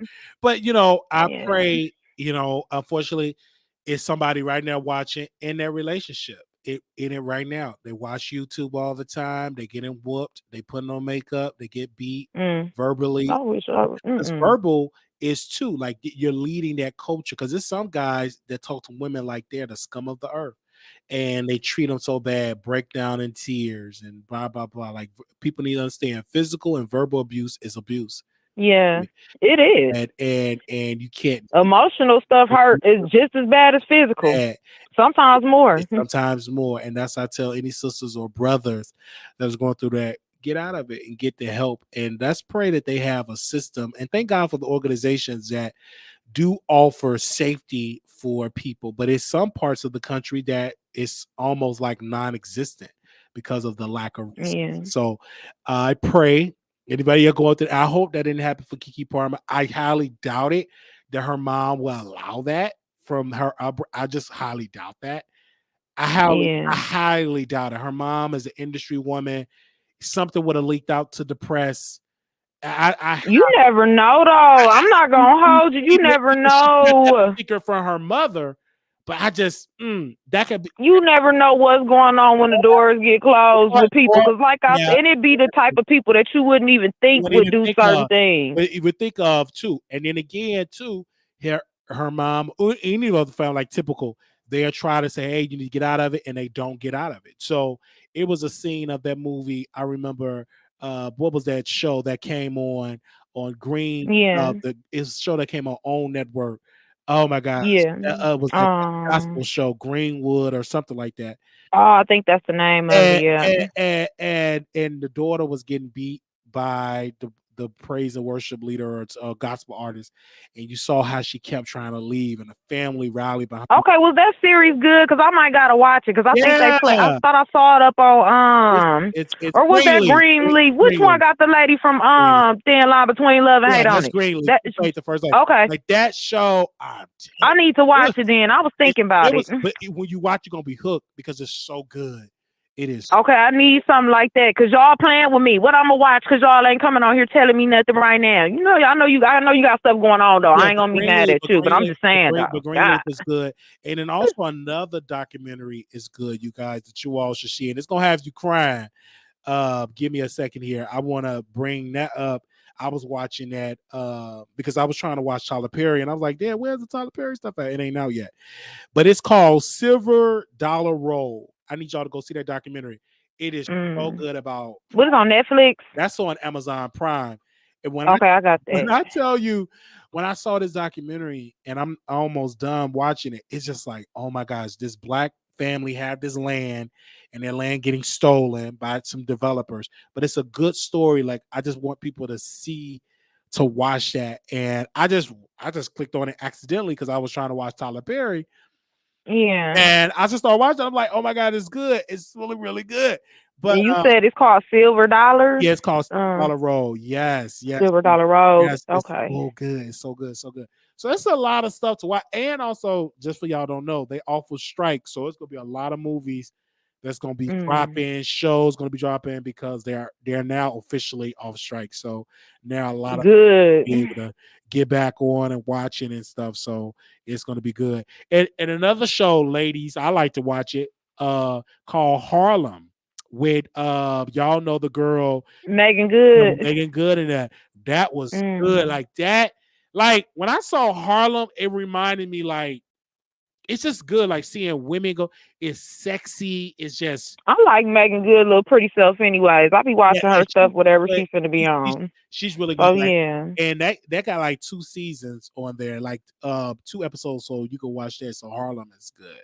Yeah, I love it. Okay, good, because I be needing the reviews and stuff. I be Yeah, it's needing to good. know what's I finna be watched worth my time. it's good, and I love it. You'll love it too because it's good. And it's this old movie I was watching last night too called Muslim. Muslim? Who up Yes, in it? that's Donna Ross' son. What's his name? He played, and Danny Glover. That even though I've seen it multiple times, and you can see it on Tubi too because it's free. That movie, I'll be watching. Let me tell you something about me and Tubi. Tubi is my dog. I don't care what other app I gotta pay for. First off, I'm gonna watch my local news on Tubi. You know, I'm gonna watch the news where I'm from on Tubi. I'm gonna look that up and watch that, where my peoples and my family at. And then they just got everything on there. People be trying to kill Tubi. Don't do Tubi like that. Tubi got everything up on there. But it ain't just low budget. It got all the old movies up on there too. You know, all the old good movies and stuff, the throwbacks. And a lot of times they be getting stuff that was on Netflix too. Just like absolutely, what? it's good. A little bit after. It's good. So I love it. It's good. Yes. yeah. Yes. Thank you. Thank you. Okay. Yeah, they said thank you, Silver Dollar Roll. It's a true story, you guys. And it's good. Okay, so you're gonna have me crying. Yeah, Okay. it's good because you want to see like it's good television. And it's a good family movie too. But that Muslim one is a good family member too as well. So it's good. All right. Thank you, man, for calling in. All right. Okay, well I'll be looking for the live tomorrow, Yes, Wiley. love you. All right, love you too. Bye. Bye-bye. Hello, you live on the Wiley Show. Hello. So what happened with T.S. Madison? You said what now? What happened with T.S. Madison? I already talked about T.S. Madison. I know I see it in the title. I just joined the show. I was trying to see what had happened. Oh, you said what happened? Is this Theo? You need to stop.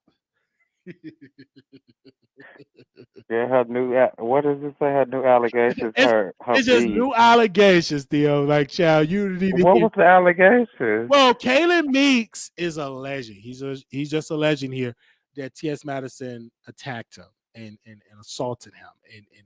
Who was that? Yeah, he's an actor on All Queen's Men.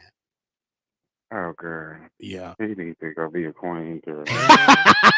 Do you believe the allegations? It's stuff. Everybody, y'all should know. I ain't gonna say it ain't true, but if it is true, bitch, he must have got out of line. What? If she had to get a right in place. Well, that's the allegations that comes from it. But everybody, y'all know who Theo is. He's an entrepreneur. He traveled around the world. Where are you at now? You're back. Yeah, I'm at home right now in Atlanta. I'll be in Dallas in 2 weeks. Oh, you're gonna be in Dallas in 2 weeks, but not tomorrow. Okay. Mm-mm. When No, I just seen the T.S. Madison allegations. I was like, what's going yeah, on with T.S. yeah, it's Madison? like 'Cause alligator. I just got done watching her. So I thought, it was talking about her using the cunt word again. Oh yeah, yeah, yeah. You know, they was on her for using sis. Then they was on her for using fish. And somebody was yesterday was talking about her using cunt.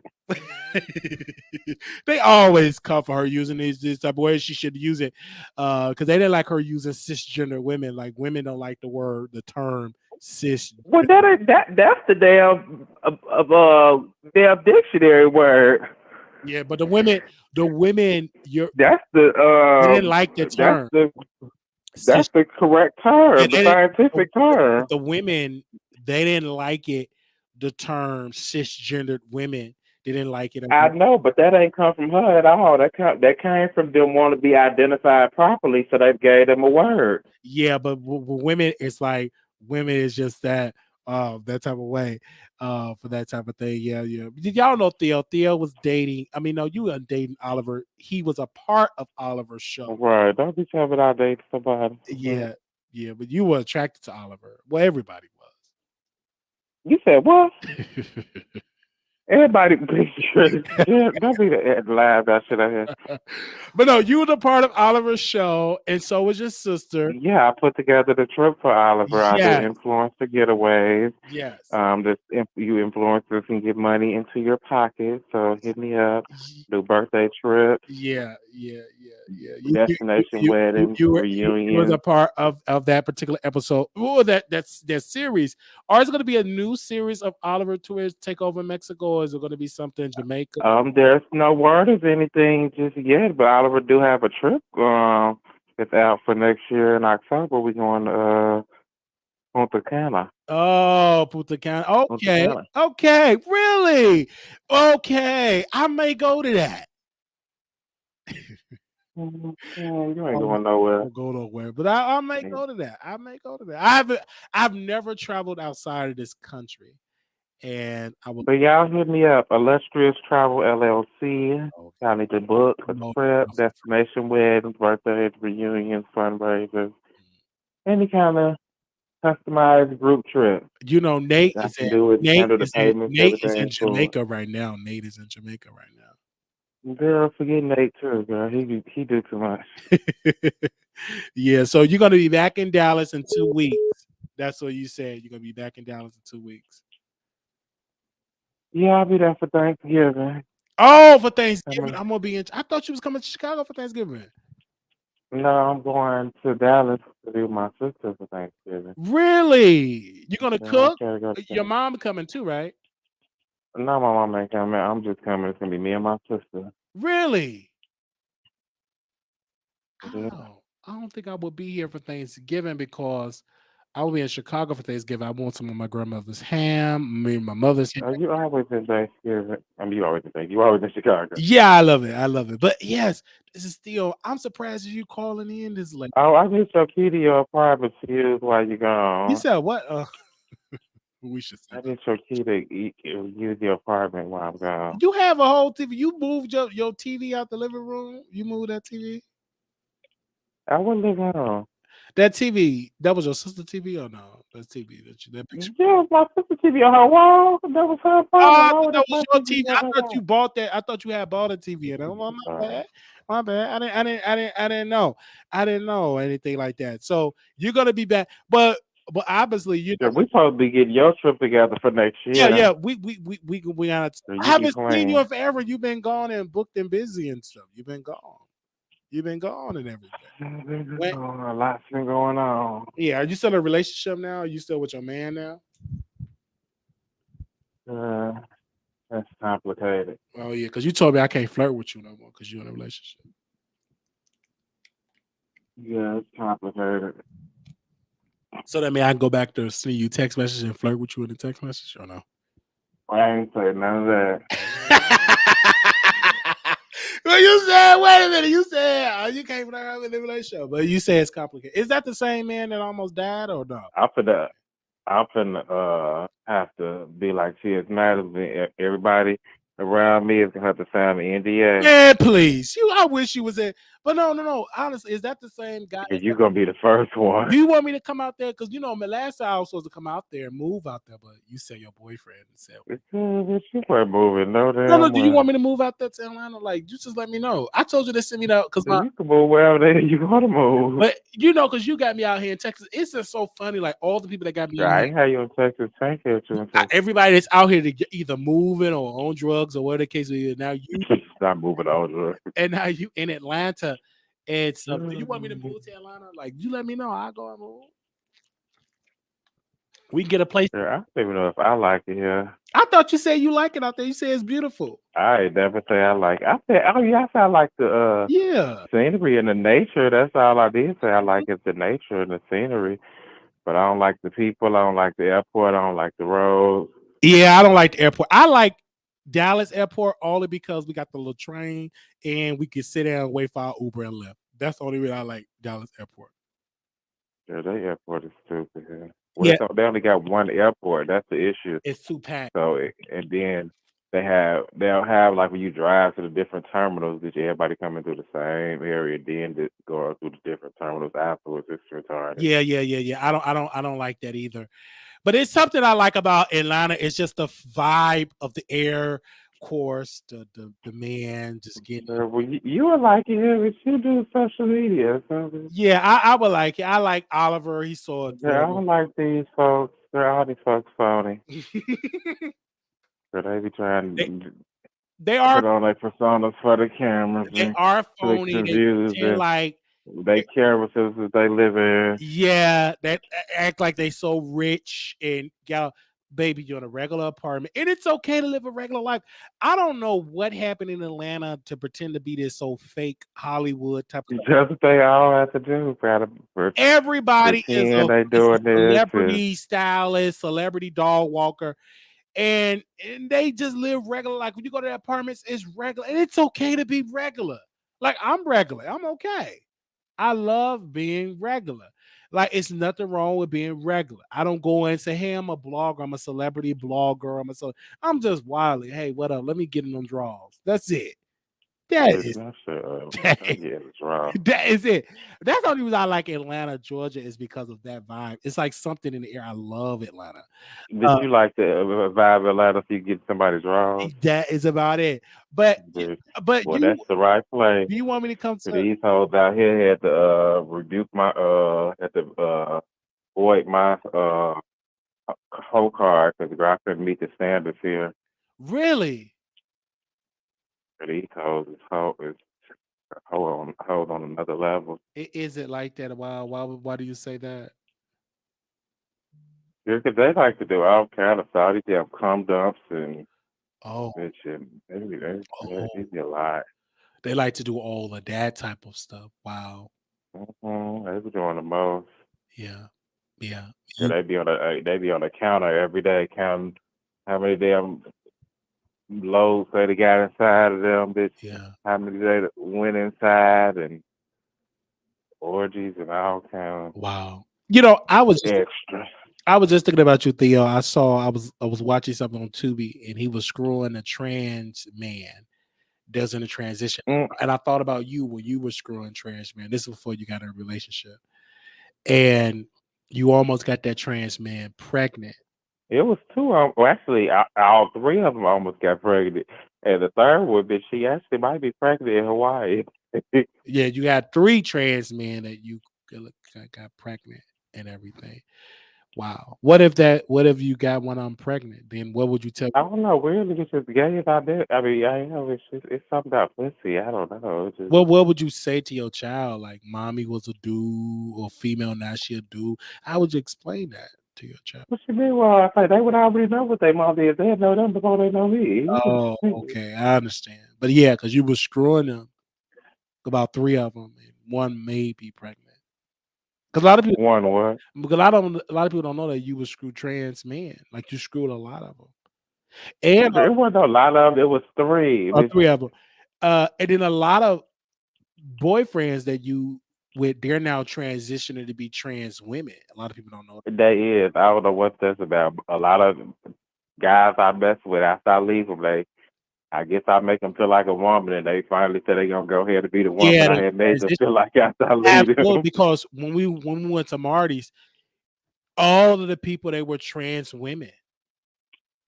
They were trans, like they were transitioning, and Most when you people that we been with, yeah, mess around with. yeah, because that was the night we went and I saw uh uh uh, T.S. Madison, makeup artist, and Who? we had some relation. Which makeup artist? I'm not going to say his name for privacy purposes, but we got it in, and You talk about this makeup artist? Whatever. yeah, makeup artist. Yeah, he does stuff like makeup and stuff like that, and we got it in, and I saw him there when you was getting, because you had Light skin.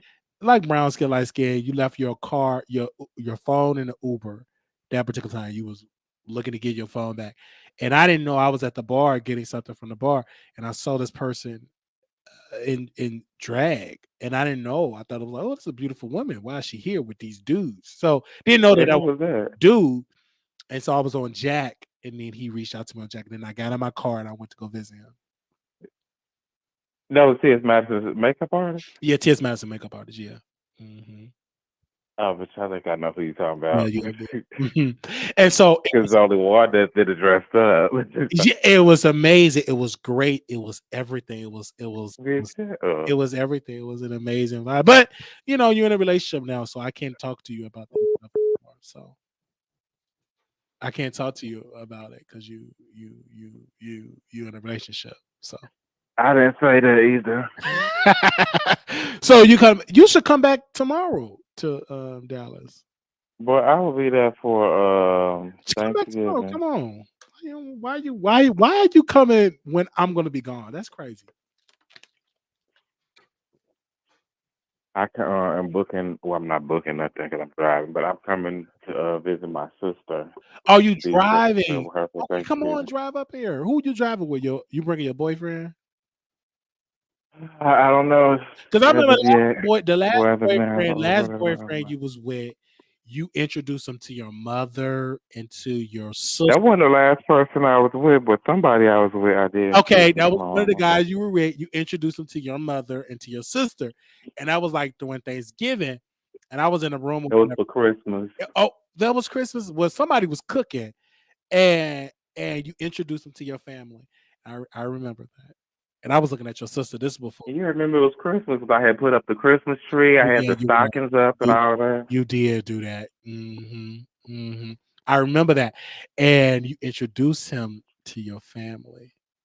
Yeah, that was like the only. That's the only person that That was the only guy, really ever and y'all properly never introduced got my mama. married or whatever. Then the other guy, of course, y'all both got y'all hair done together. No, you know what had happened with him? You was trying to mess around with him. Oh my gosh. Why you bring that up? That's in the What had happened? No, you remember I had went out of town and you was trying to mess around with him. First and foremost, technically, y'all wasn't even in a relationship anymore. I believe we wasn't in a relationship at that time. We wasn't. So it was over, and so that was it. That was it. But before, I wasn't messing with him at all. I wasn't in a relationship. Wait, no, I think we was in a relationship at the time. Y'all was technically broken. No, we was going through shit. Because you cheated on him. That's what he told me. Okay, so one, I never cheated on him. That's one person I did never cheat on. Well, he said somebody him that you cheated, but that maybe could have been a fault. Somebody always DM somebody and saying something. Okay, so you technically saying that you didn't cheat on him at all and stuff like that. Yeah, that's what you said. You said you didn't cheat on him at all. Yeah. And not at all. But you was trying to pursue him when I had left out of state and left the country. I don't think that is true. I think that was true. Let me see if I can get Cliff on the line so we He can not see. Gonna get on the line and talk. He is booked and busy. Work.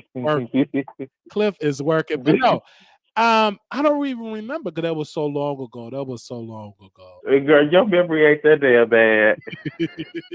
But I like. Don't get me wrong. Cliff was a cool guy, and we even went out to the club at one time. But he, I guess, whatever financial limitations that he's going through his thing now. So, but no, I didn't mess with him when Theo and them were in a relationship. I think they were done for like they were already. Yeah, we wasn't done. Okay. Y'all won together. I would say that. Would that be accurate? Y'all. Yeah, I left the city. And Wiley felt like it was time for him to make his move. I did not say it was time to make the move. No, what happened? I said you want to do an interview, and then drinking and everything. And that was it. It wasn't. I was trying to. Right. That's what they said. They said that's what the girl said. They said you do interviews to get people drunk and take advantage of them. I don't necessarily get no drunk and take advantage of them. We were drinking together, and I took advantage. Maybe drinking together. Yeah, y'all were drinking together with the liquor you supplied. And one thing led to another, and I was wrong. I felt dirty, like Kashan said. I felt dirty after. Girl. I did. I felt dirty. And then later on, I met Cliff. He came to the house and we went out to the club. That was the first time I went out to some club. And we went out to the club. And you were mad that we went out to the club together. But no. Because you was hitting him up to go to clubs together. You was trying to take him to go see wrestling events. You was trying to plan all kind of dates and outings with him. He took me to this club. Well, I paid for everything, but we was going. That's why he took you, because he paid for everything. We went out to this club. I can't even think of it was this bar that we went out to drink or whatever. And that was like my first time ever out in Dallas. Because again, I only went out to the bathhouses, never went out to any bars other than Applebee's, and that was it. Yeah. It was one person I tried to get in on. I think we both. It was Austin, but that never happened. Yeah, I wasn't trying to get. Well, I tried to get out there a long time ago, but that was once in a long time ago. But after I knew he, after I actually knew that Tank knew him and all that, which I was not trying to talk to him. I was like, oh, he know, which I wasn't even trying to talk to him. I tried forever, and I'm still trying to this day. I tell him that all the time. But but that was in the past.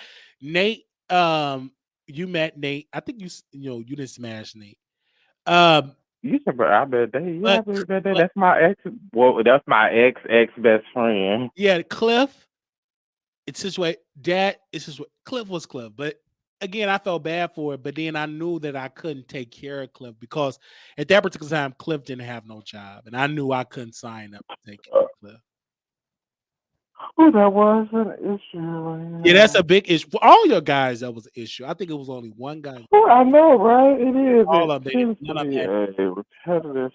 them had their own place, their own jobs. One of them, they did have a car. When they did have a car, it was gone. Then it was the crackhead from New Orleans. Which one are you talking about? It was a crackhead from New Orleans. What was the dude named? Oh, the other one that you had messed around with when I was gone.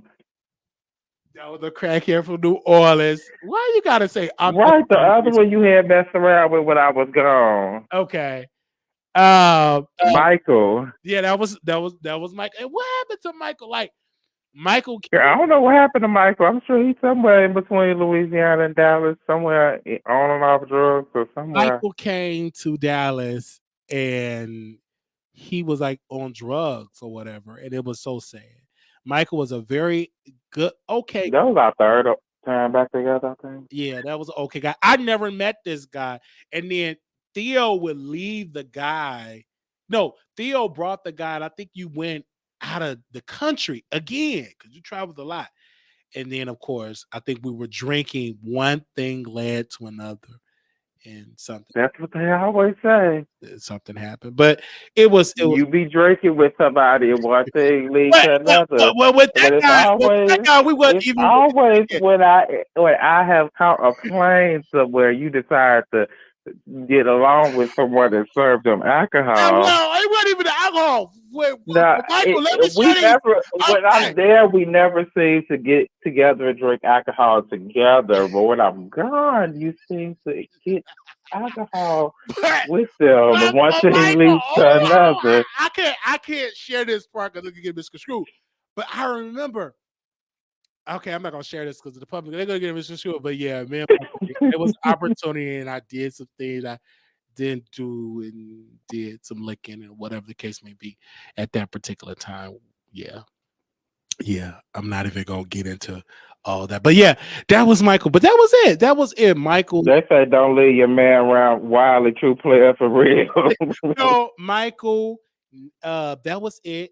Like I never got it in with the other little guy. I don't know. I forgot these guys because it was so many. This was the other guy, y'all. He was gonna get married. He brought him to Zamir. you brought him to Dallas. No, Zamir, you brought him to Dallas. Y'all had a bad breakup. I ain't bring Zamir to Dallas. Zamir was from Louisiana too. It's always Southern Louisiana. Niggas from Louisiana. And Zamir Cat, he was so adorable. Like I thought that was the one. I thought y'all was gonna get married, and he was. I did too. So he was stealing. And then because I never knew what happened, because you said don't let him in. I'm like, well, what happened? I'm like, I didn't know because I found out he was stealing real quick. Because I had the tip money from that girl on list that I was study getting, and it was missing. And I hadn't spent no cash. And then I know $100 was ripped and ended up in my daggone jar with some other money. But the rest of it was gone. I'm like, what the hell? Bitch, I got to packing up his shit real quick. Bitch crying and all, just packing up shit. That's what happened because he was so mad. Then he burst the window. He was bleeding. It was a scene out of a window. Now, mind you, this was a nice apartment. This was before it got ghetto. Like we was it was really like white people's coming. I was shocked. I didn't know what was going on. He was so little and angry. And because you never told me what happened. I said, did he cheat? I'm like, I didn't sleep with him. We didn't get caught sleeping. Didn't sleep with him at all. So I know that didn't happen.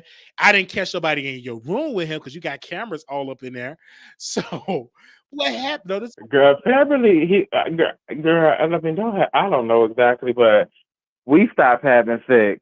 I don't know. Did she was having sex with somebody at work or the weed man? Somebody. Because you said the weed man was. Wait. You said you had sex with the weed. No. Austin said he had sex with the weed man. I was like, what the world? Which one? The one that you introduced us to, the one that had the gun and somebody was banging on the door and he pulled out. Oh, yeah. He pulled out the gun. I'm sure. I say, people think I'm like all weed men I gave you, but y'all think they sit up and smoke weed all day and be horny and stuff, but they'll never do nothing with each other. They be digging together all day. He slept with the guy, and I said, I don't believe that because I don't get that vibe. I believe it. I got it. I get that vibe from all weed men. I didn't get that vibe from that. Like, no. Is Zamir said he could have had him too if he wanted him? He said that. Did he say? Well, he said he was mad. He said that too. Oh man! But Zamir, like for me, the other little dude, the one that worked for him, the little white dude, or whatever, I swear he be trying to like hit it, getting at me and shit. But like, it's not halfway paying him no attention. I don't know. Like again, I don't know because again, he will be straight to me, and I think he's straight. And I don't get involved with anybody like that. Number one, and the whole thing that happened with Zamir thing, I think you need to apologize to him because I don't know what would make him steal because he wasn't, because at one point he was working. He was working at Walmart. Yeah, because he couldn't keep a job. He was working and he couldn't keep no job. Like one thing about you, we worked at the house. Like we both went out. You went to work. I went to work. Like we was able to survive during the pandemic.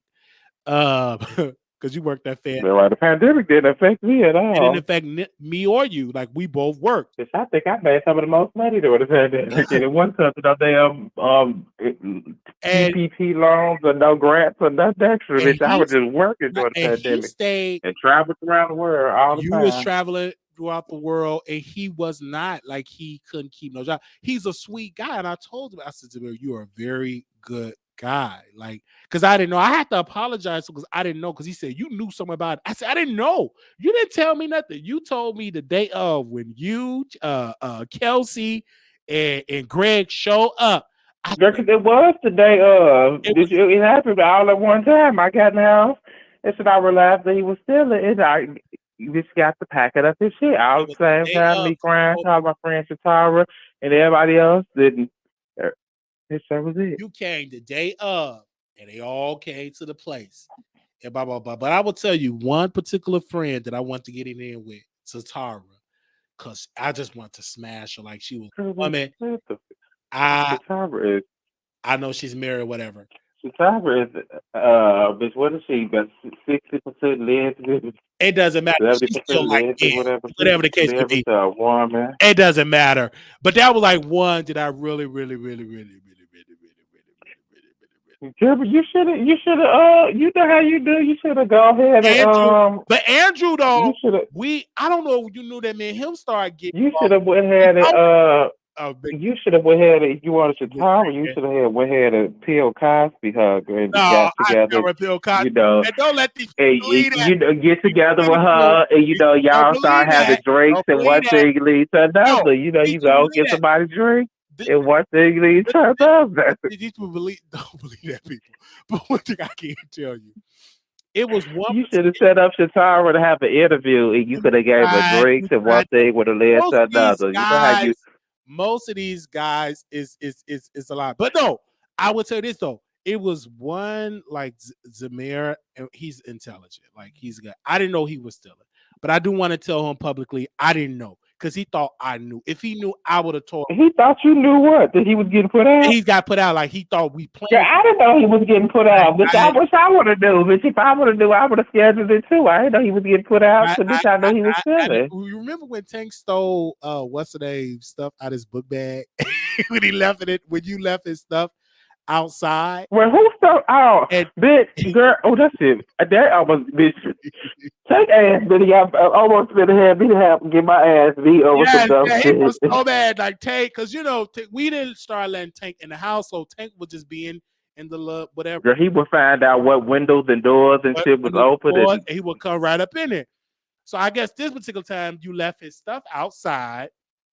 And Tank on the balcony, because nobody will come on the balcony. You can't see on there, so I left it on the balcony. But Tank went over there. Yeah, Tank took some stuff out of there, and it was he was cussing, he was angry, he was getting mad at me, like I fed him up and shit. Like, yeah, like what the world? Y'all knew y'all playing this. Like, we didn't plan this. We don't know if he's on. I didn't know your stuff was out there. I was so like over. I'm like, why would you leave his stuff out there? Because I was like, is he putting? Because he's supposed to come to get it. And I was leaving. I leave stuff out there before, and like nobody bothered because nobody. I didn't know. I was over it. You got drug addicts hopping the gates and fences and breaking and entering. They were hot, but I said, you know what? I was over it, and I was over it, and then I was over it. Like when Tank took my laptop, I think one of your friends told me, Tank took your laptop.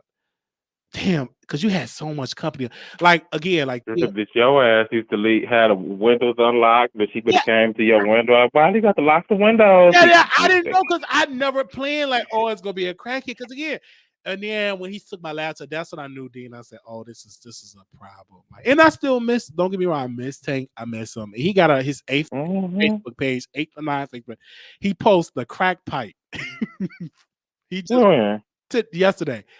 Tank got his new Facebook page. This man posts a whole crack pipe. He posted a crack pipe on his Facebook page. It said, "Here's the pipe." Like he was posting all that weird stuff, and he posted the pipe on his Facebook page. Yeah, he posted that yesterday because he gets these pages, and now I could just tell when he just posts weird stuff like the sun. Everyone he real high, the real bio. He posts this. He just be posting stuff, and I be feeling so bad. I be like, I didn't even know if this is the same Tank. He posted all this because I was at a low point in my life, but never like doing no drug stuff, like a pipe or something like that. But he's. I almost was to that point myself. Yeah, you really was. But now look at you now. Now you're in a relationship with a new man. He almost died. I thought you. I'm not. It was. That's somebody else. Oh, you got somebody new. Because you remember, I thought Theo was about to take somebody out because he was in the hospital. I was like, man, I think Theo trying. I felt weird. Like, he got in the hospital or whatever the case may be. And y'all supposed to get married. and now you Ooh. man. Remember y'all? Did y'all say y'all was gonna get married? Or y'all didn't get married. I'm sorry, I thought y'all was gonna get married.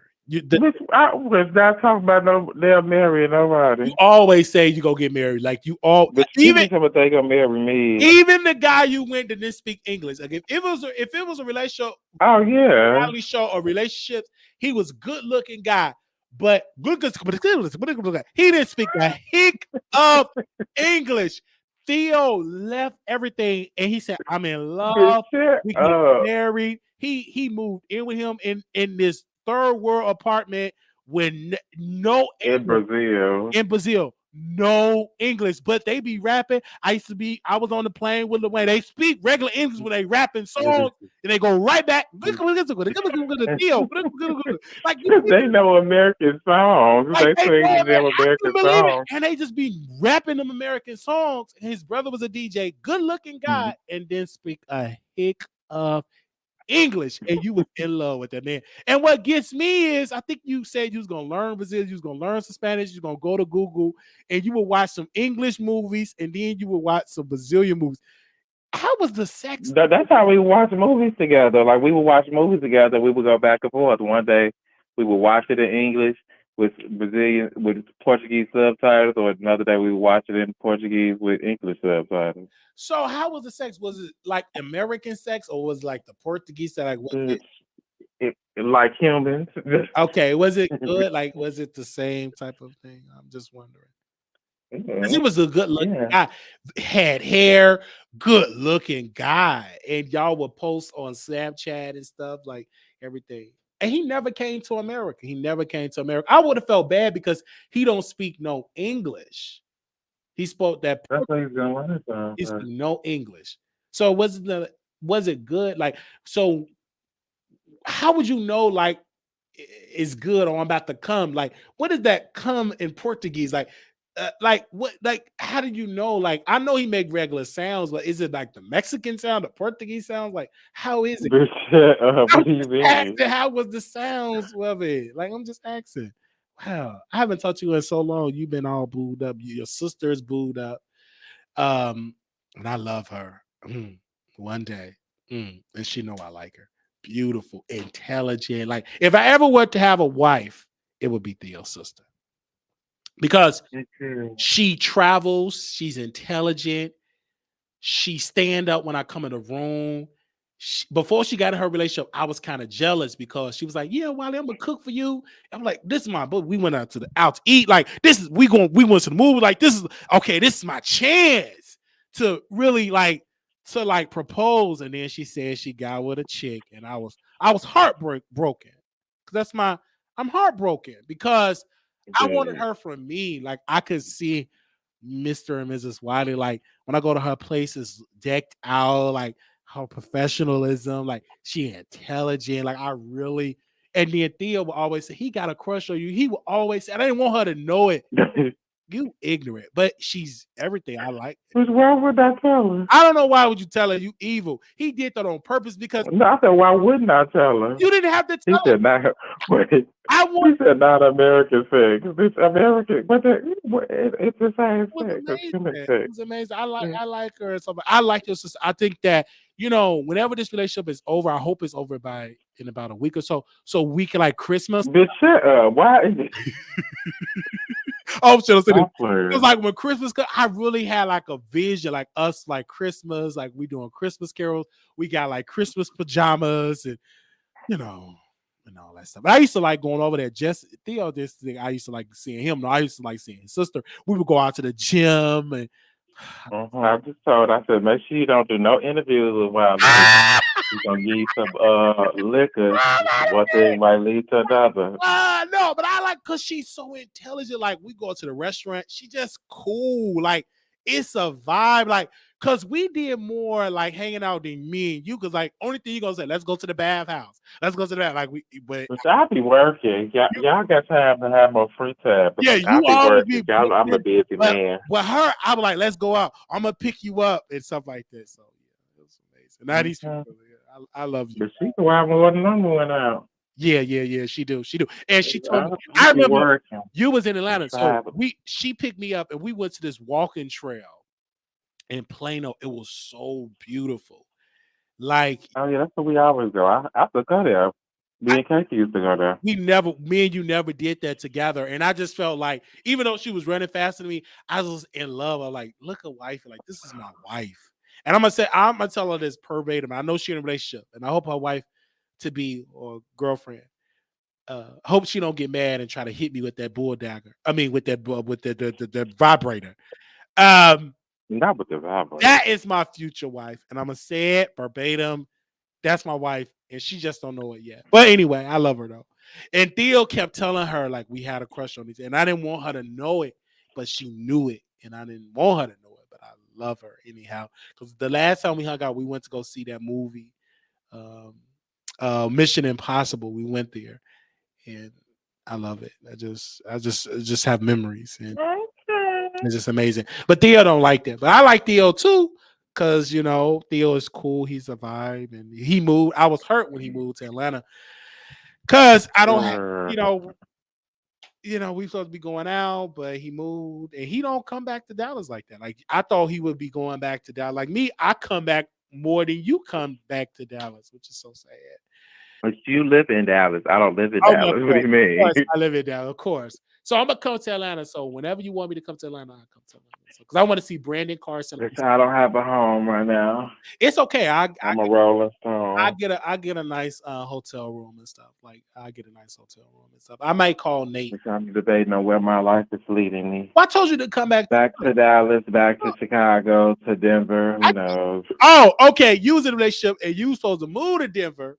That was Zamir. I was planning to move to Denver before I met him, and then I got with him, and I was like, "Well, I'm not going to move out of state with somebody I just got with." So we planned to move together the next year, but then we broke up. And we moved it, and he didn't say we was moving. We moving to Denver. What you gonna do? Because me and Boo, we moving to Denver. And he was really planning this. I'm like, you just met this dude. Yeah, I had planned it before I met him, but I waited. Yeah, you claimed that you planned it, but when he came, y'all moving to Denver. Like you, Denver. You never. Well, I didn't plan to move there before. And it was somebody that smashed on Jack from Denver. He moved from Denver, and we smashed on Jack. Jack from the Jack app, and yeah. But who do you miss? If you could get any of your boyfriends back, Michael, Zamir, it's a lot of guys that you had. I can't even. Girl, Michael was on drugs. Zamir was stealing. Cliff was good though. He wasn't doing none of that. Right. Yeah, Cliff was good. I like Cliff. He was. I think he was hood. Cliff was hood. He was from West Dallas. Yeah, he's from that. He was hood, and Zamir was. Yeah, he was hood. They used to be the trade at one point. Yeah, Zamir had an anger problem. Zamir could get angry. Because I remember all they ass had an anger problem. Yeah. Because I remember one time we was moving. We moved to the new apartment, and he was mad I didn't get up to help move. Now, mind you, I had to be at work at 6 o'clock. So I'm like, listen, I do that when I get back. Oh, we gotta hurry up and move out of the apartment. Now, mind you, we both wait until the last minute to move everything out. And he was like, you better hurry up. He was so mad. I was like, if this little boy, I will. Girl, and you about this. Plunk him over somewhere, girl. As little as he was. Yeah, he was so little, but he had a mouth, or he was so. If y'all see him as so little, that's how little people be. They be having that little people syndrome. Maybe you have to feel like that. But he's adorable to me. And I met him. I think we was at a party or a club or something, and I seen him. And I'm like, Zamir, oh, it's so adorable, goo gaga. No, man, dog. Girl, shut up. He's adorable. He's adorable, and I like him. I like all like all your guys, or they were all special and special can be. But I hope you find your true. I think it's gonna be with a trans woman. A trans man. Because it was no drama with. That's what I was saying. It was no drama with the trans man. I've never seen you with drama with the trans man. Never. Shit. They out here girlfriends. They were cheaters. They out here girls. Because they were all. I never seen them doing it. Okay, so the first one had a girlfriend. The second one, bitch, I don't know. They was in between, back and forth. Bitch, and the third one, I don't know. Bitch, we was at a luau. We just happened to dip off real quick. Yeah, because I never seen them over like for breakfast. They always come over late at night. I never seen them. Which I only lived with you with one of them. The other one, once I moved by myself. Okay, yeah, because I don't because one of them. It was just the one that had the girlfriend. That was the cutest one. Yeah. He was so damn fine. And where's that one at now? They still in Dallas or they moved to Atlanta with you? I don't know. Or did I? Oh, I was actually heartbroken at one point because him and his girl had broke up. Uh-huh. And during that time, we had stopped talking to each other, and I had started back talking to him. And right, he was like, "Yeah, him and his girl just got back together." I'm like, "Damn, you ain't tell me I broke up." He said, "Somewhere." I didn't think you had even liked me like that. All that. Yeah, because he loved the trend. Like for me, that would be demonic for me. Honestly, it would Not demonic. It would be almost demonic, like, oh my gosh, like we are in zombie land, almost in a sense. But then once the drinks start flowing and you know, and I start smoking, It was just a little blunt, just like with anybody else. Smoke a little blunt. Before you know it, the blood is flowing. Yeah, but at first I'll be kind of scared, like this is like zombie land almost. Not zombie. In a sense. I didn't know how it was gonna be at first. I was just like, well, yeah, you were nervous. He got a male aesthetic, outlook. So I just like, all right, but she was fine as hell as a man, like said.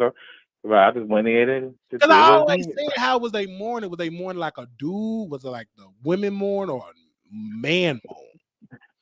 It's all those shit. Niggas moan like man or bitches. So it's like a person. No.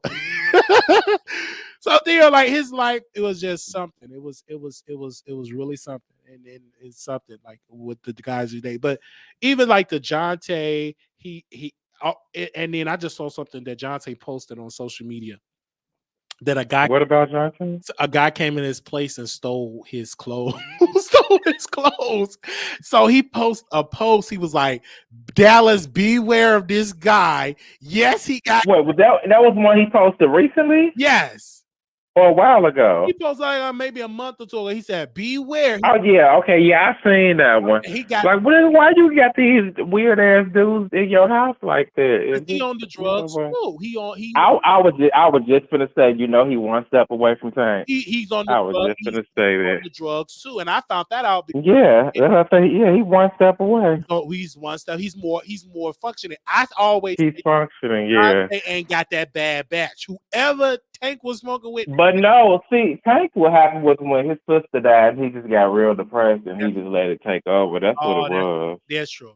Yeah, and he took because he had been doing it and he was fine, working and shit. But once his sister died, his depression hit him and he just let the drugs take over. I was late. Theo knew more than me. I was late because again, mentally I wasn't there, so I didn't know.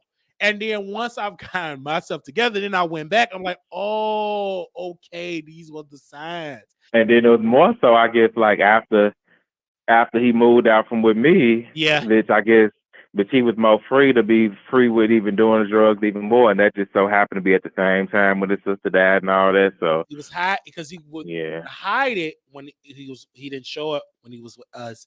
And I think once he moved, he didn't have to hide it no more. He did more of it. Mm-hmm. It's so sad because like even the other guy, the Mexican guy, he's more functioning, got money. What's dude name? Mexican, got money, Rudy, but he do all. Oh yeah, sister drug. It's plenty of folks. I know they do it and they just be functioning. Doing. And only reason why Tank is surviving and not on the hardcore street is because of Rudy.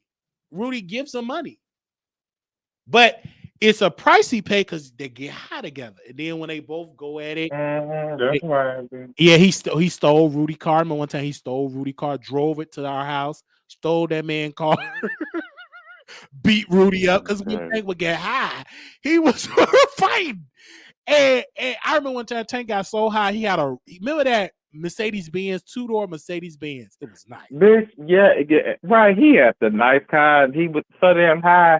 And I don't know, he ran out of gas or whatever. I think the steering wheel was locked or whatever. He couldn't start it and just left it there. Didn't say nothing to days later. They And then it take me cost back. way more to get it out then. He had a two-door Mercedes Benz. Like Tank always had his financial stuff. Burned up his apartment. He did burn his apartment. I couldn't believe it. He burned. Yes, he did, because the thing was on fire. That's what I was like. It was one behind another. He was. It was. What he lost the job, the car he lost, leaving it in the gas station. Then the apartment burnt up. And everything. And they was going to help him get an placement. He was too high. Right. He could have got help. Again, then too high. He couldn't.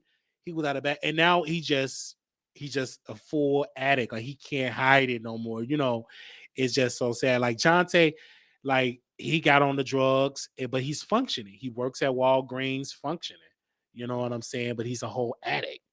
And the thing is, you bring those addicts to your place, they steal. They're going to steal. Right. That's why someone say steal if Because he make that whole the folks you bring to your house.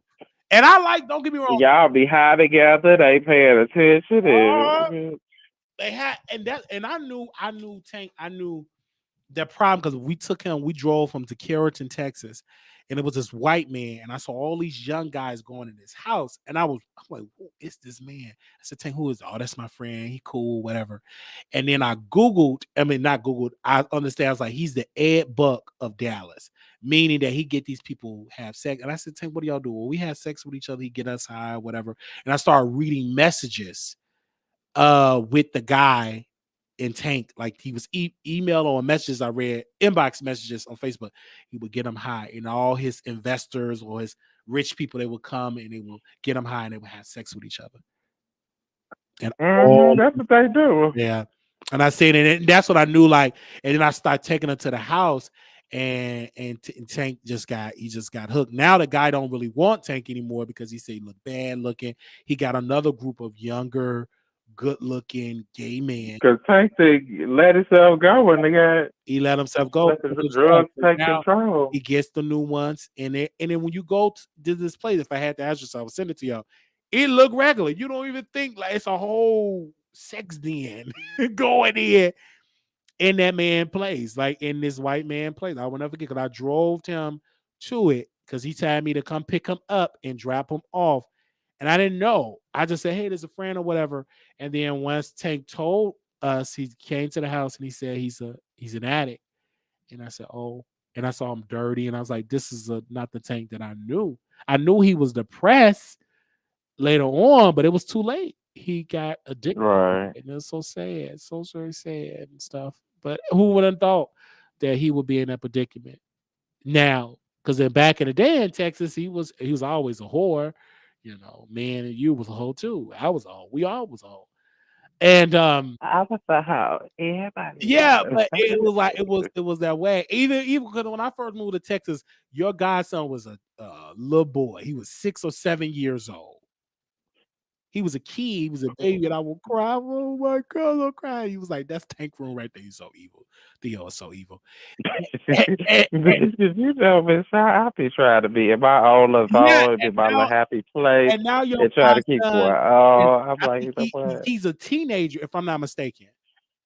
He's almost he 12 now. Yeah, he about to be. I saw that, man. It was like he was 6 years old. I would cry. And then your mom, no, your friend Chelsea. I always had not Chelsea. What was her name? Casey. I had a crush on Casey. Chelsea. Casey. I had a crush on Casey. You had a crush on everybody. But and she moved from that. Did she move? Girl, who did? Yeah, she moved. She's gone to Chicago. I love her though. I love her.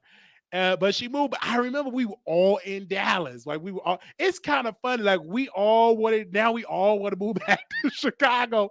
It's weird. I want to move back to Chicago, and she really didn't want to move back. She just moved back because she said, I don't know, because she was by herself. Then she felt like she was depressed and then sad, and then she felt like the prices was going up and stuff in Dallas. But now that she moved back to Chicago, she feel like she shouldn't even have really even moved back there. Yeah, because she's trying to see where she gonna move to eventually. Yeah, we'll cuddle. She ain't come back there. She probably moved somewhere else. She said. Yeah, tell her to come. She can come on with me. Yeah, we can cuddle. I said she ain't coming back there. She probably moved somewhere else. Tell her to call me. We good. We good. But I know she did felt alone but she did. It was this good looking man she was dating. He was good looking. And I'm like, but it's hard. Like women, it's really really hard because these guys they want to be taken care of. They don't want. Mm-hmm. It's just sad. Straight dudes as well as the gay, what they want to be taken care of. It's crazy. It's crazy. But nevertheless, I like her. She's a vibe. I like your other friend Andrew. He's a vibe. Well, that was Greg's friend, Andrew. Oh, that's Greg friend. And we started developing. Oh, that's who you ain't said that about Greg. Greg, we never did. I wanted to get involved. Well, that was my longest relationship. That was our longest relationship. Yeah. My longest in Dallas. My second really longest. Known, but like people is really known, like Greg and Theo. And Greg is evil. And he kind of me. He always want to fight because I always bring up. Why you always bring it up, Theo? Because I like Greg. Greg is dope. Like Greg is like a whole vibe.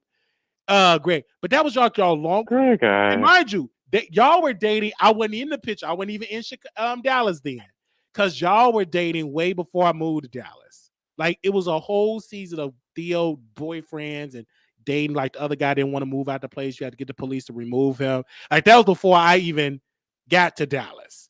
And then before you got to Dallas, I was with Greg and I was with Michael twice off and on. Yeah, I didn't was with Greg because I didn't want to move. Then when I had no choice but to move to Dallas, then I came and I saw like the people and stuff, and there was some attractive dudes that I started getting involved with in Dallas because I never knew about eating butt, never knew that existed because I didn't never do that in Chicago.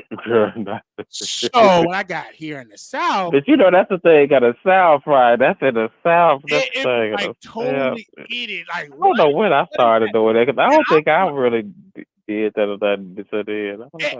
And then it was Greg's friend David. What was his friend? The one that worked at the airline. Yeah.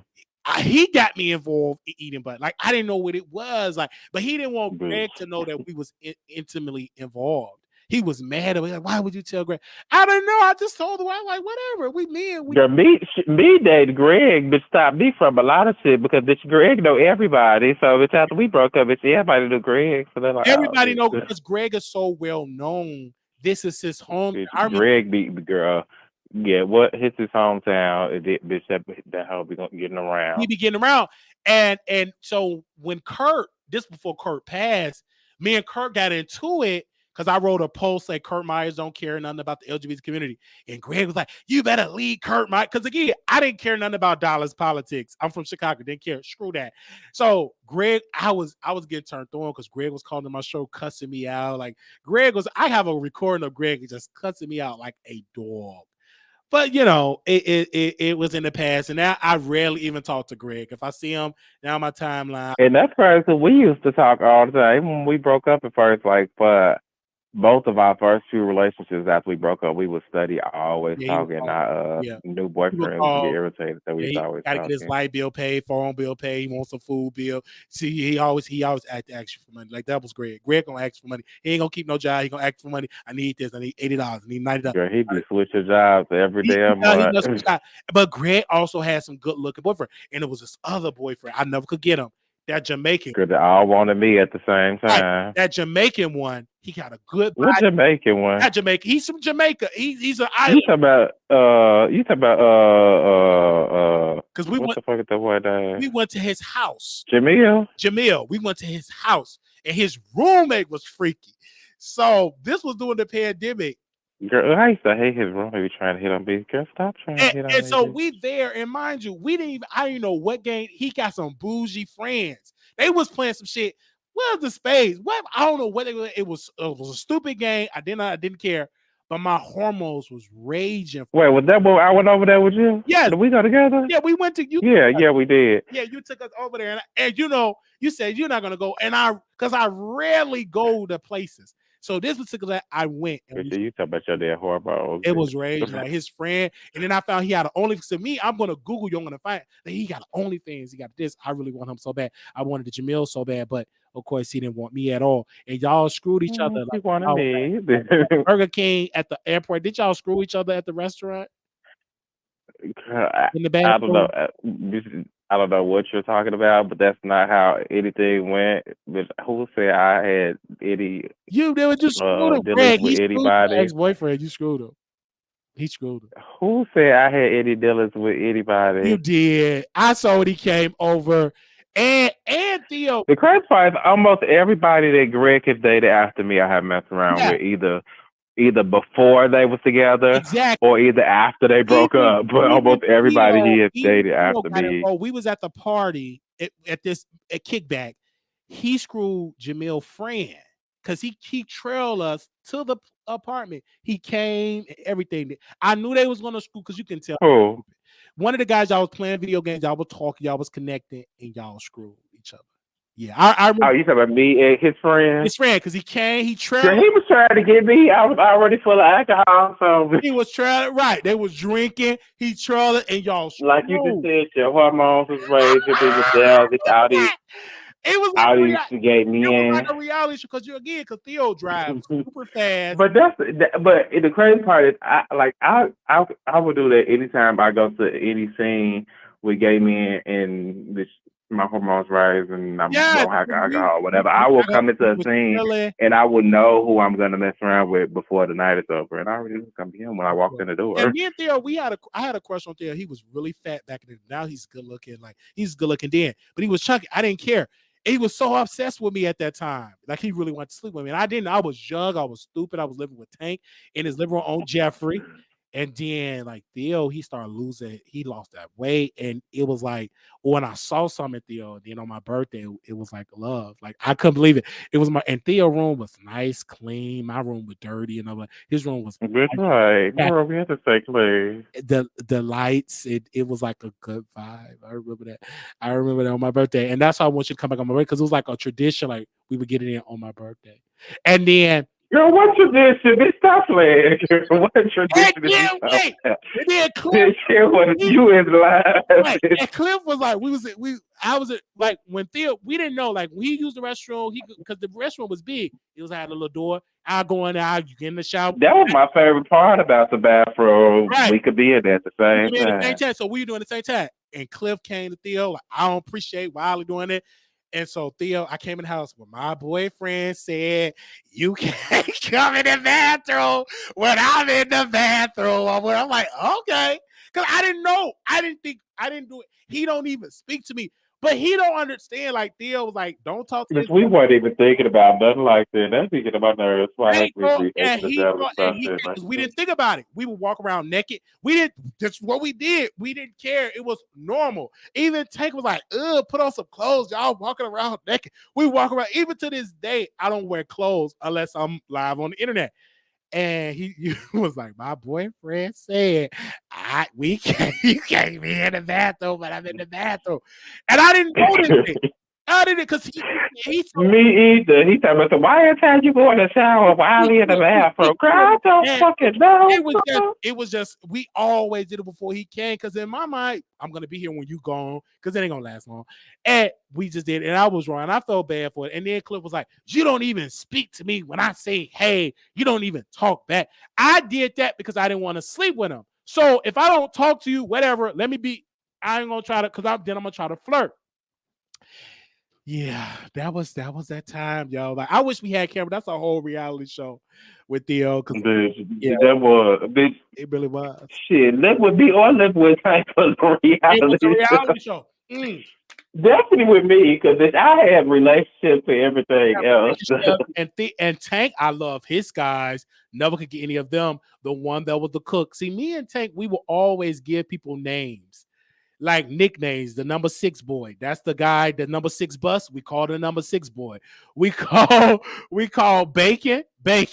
We call everybody. We call Black. If you crispy black, you're gonna be black. We all, because Tank, when I met him, he was a huge Tiffany Parlor fan. So everybody got a nickname.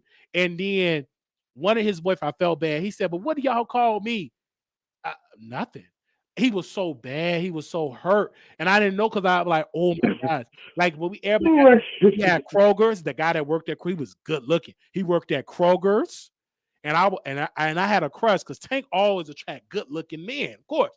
And so I would walk to Kroger's just to see him at the cashier. And when he didn't work, I would put the items back. If he at work, I'm gonna buy some items. And I used to like flirting with him. But that was like when we first moved to Texas. And that's when I was slim and everything. That's when I first moved to Texas. I was. It was then while they came to Texas and I Eve, they said everything gets bigger in Texas, even while. I was a skinny guy. I was skinny. I was in my 20s. It was all new. It was all new. The guys were new. Like it was a good vibe. And then Tank would have his friend. Girl, Tank the one got me hoeing in Dallas because she introduced me to bitch Jackson Grind, I think, but she the one got me on the fucking app. I knew about A for A, that was old. I was on that shit, but Tank had got me on fucking. Tank was like, because we lived on jail, he had people in there like clockwork, and I would get whatever his scraps or whatever. Like I remember one time it was too many people in the bedroom getting in, so one of the guys came in the living room, we got it in. It's so many stories like seeing Tank. Now I'm gonna just remember the good. I'm gonna remember the good Tank. Like it was so many great Bacon. What was the guy named? Hey, stop. Andre Bacon. His last name is really Bacon. He got a good body. Him and Tank got it in. It was so many people Tank got it in with. And I can't even name all their names, but it was just DePaul University guy. He was from DePaul. And then me and him screwed in the van. It was cold outside. We screwed in his van right in front of 77 and Jeffrey. And we screwed. He said, don't tell nobody. And I told the world. Because I tell everything. And we screwed in there. And we screwed in there. And damn, I can't. How you gonna say don't tell nobody? You gonna tell the world? And Mello was a huge Nicki Minaj fan, and he was listening to Super Bass. This is how long this go back. Super Bass was big on the radio, and he liked Super Bass. So I kept blasting Super Bass, and so I would get in the shower when he come in. That's when I gotta go. You get in the shower, and the shower was right by Tank room, and I would get out of the shower, and I let it be steamy with the towel over me. I used to do some stuff back in the day. Do you hear me? I used to do some stuff, but like Mello, I would never get a Mello. I didn't know he lived in his mama basement. So them, they would gossip.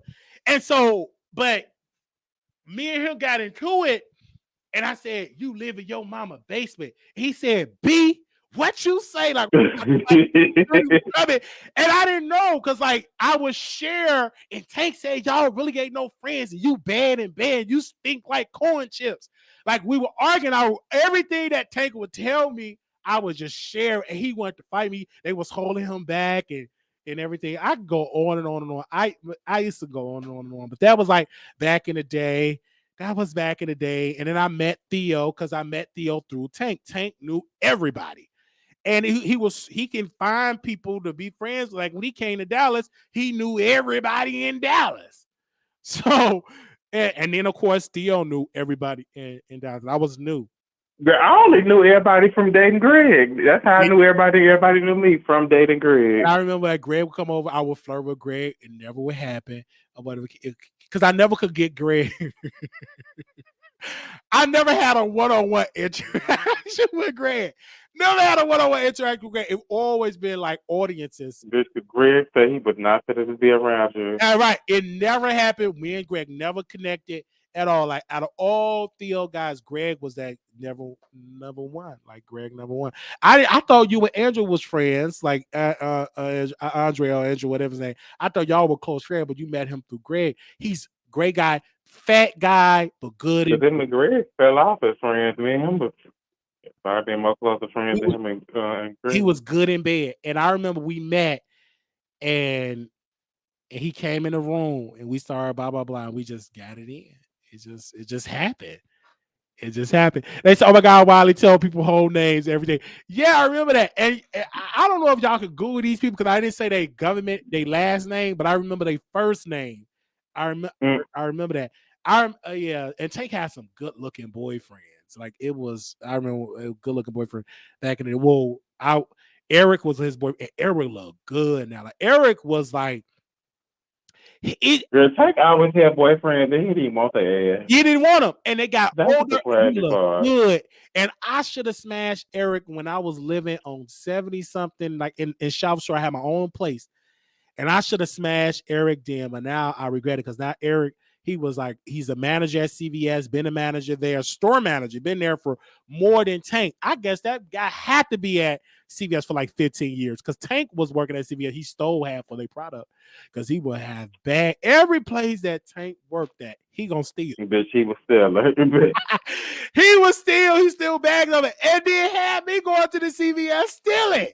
We was still bagged. He said, "Get some tissue." I would get cases of tissue, bags. Tank stole so much product. Like his apartment had case of because remind you, when Theo came and got Tank, he brought his entire liquor stash with him. But she had duffel bags full of liquor. It was so much damn liquor. Duffel bags of liquor. I didn't even know CVS sold that amount. And our first apartment, other apartment, we had this little bar shelf, these shelves. We had liquor all up on them. Yes, and so I didn't go because like Theo, they had better apartments than when I came in. And Tank said, Theo, the lady said, if I would have known Theo was reading this apartment, I wouldn't have read it to Theo.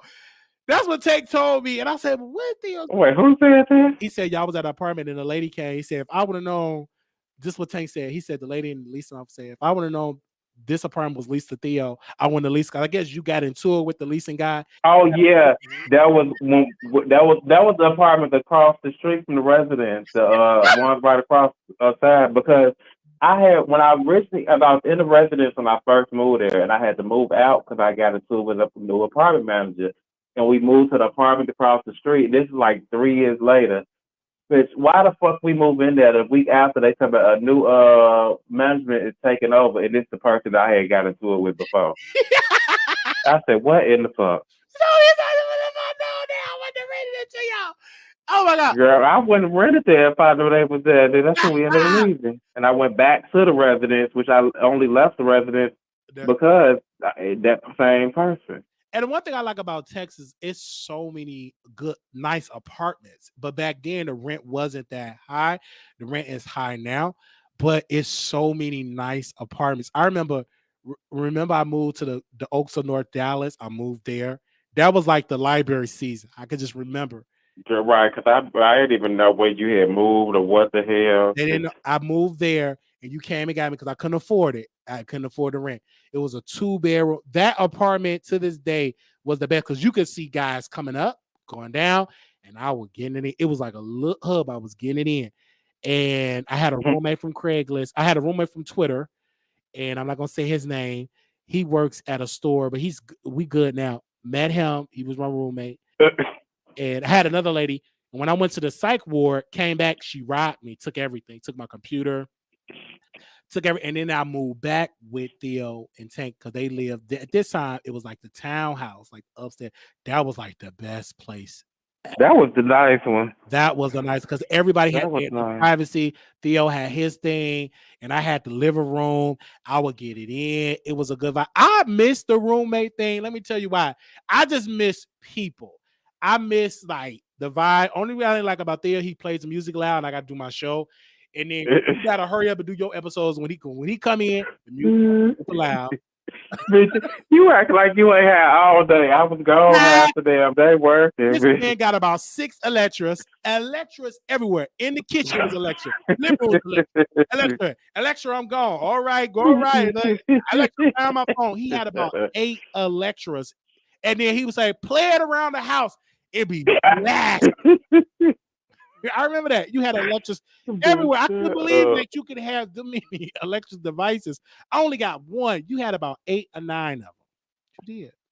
But we had fun as roommates. So any roommates I've had was good experiences because I want roommate with anybody anyway. We had fun. He did. They said he had the Electra. I'm just telling you, he had a lot of them. The Electra was a lot of them. Did my mama say that's my girlfriend? Yeah, you had a lot of them. It was amazing. I love it. And you never knew this. I screwed somebody on your couch, that red couch.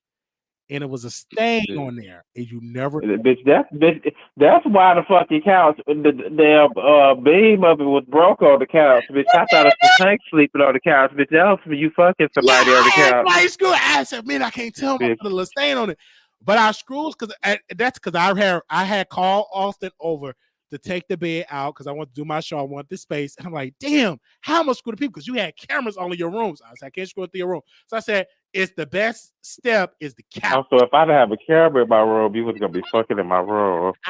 Yeah, of course I would have. And I would have went on and washed the clothes and dragged the clothes. But yes, you had cameras. And I said, man, I can't do that because it was cameras everywhere. So I said, okay, we're going to do it on the couch. And we did it on the couch. And he was about him. I will never forget. And I met him, one of my Chicago people. I didn't like, you moved to Dallas. And I met him. I wanted the light skin woman. Then his friend was good looking too. And then I finally was able to get him because it took me a little while. Got him over.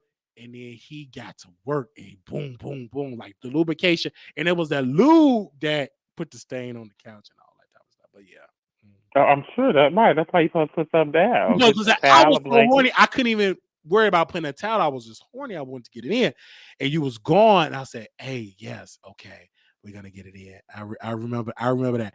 And I miss like having roommates. I miss us going grocery shoppers, us going to the movies, us going to West Clucking. But Theo, you introduced me to like Chicago Chicken Coop before it came to West Clucking. You introduced me to the 4 for 4, to the special. Like back in the day, they had specials. 4 for 4. Nobody got specials. I'm know everybody just high. Right, with the smoothies, it was a special. Like if you go on Fridays, you get a half off on Smoothie King. Like I do every special every single special.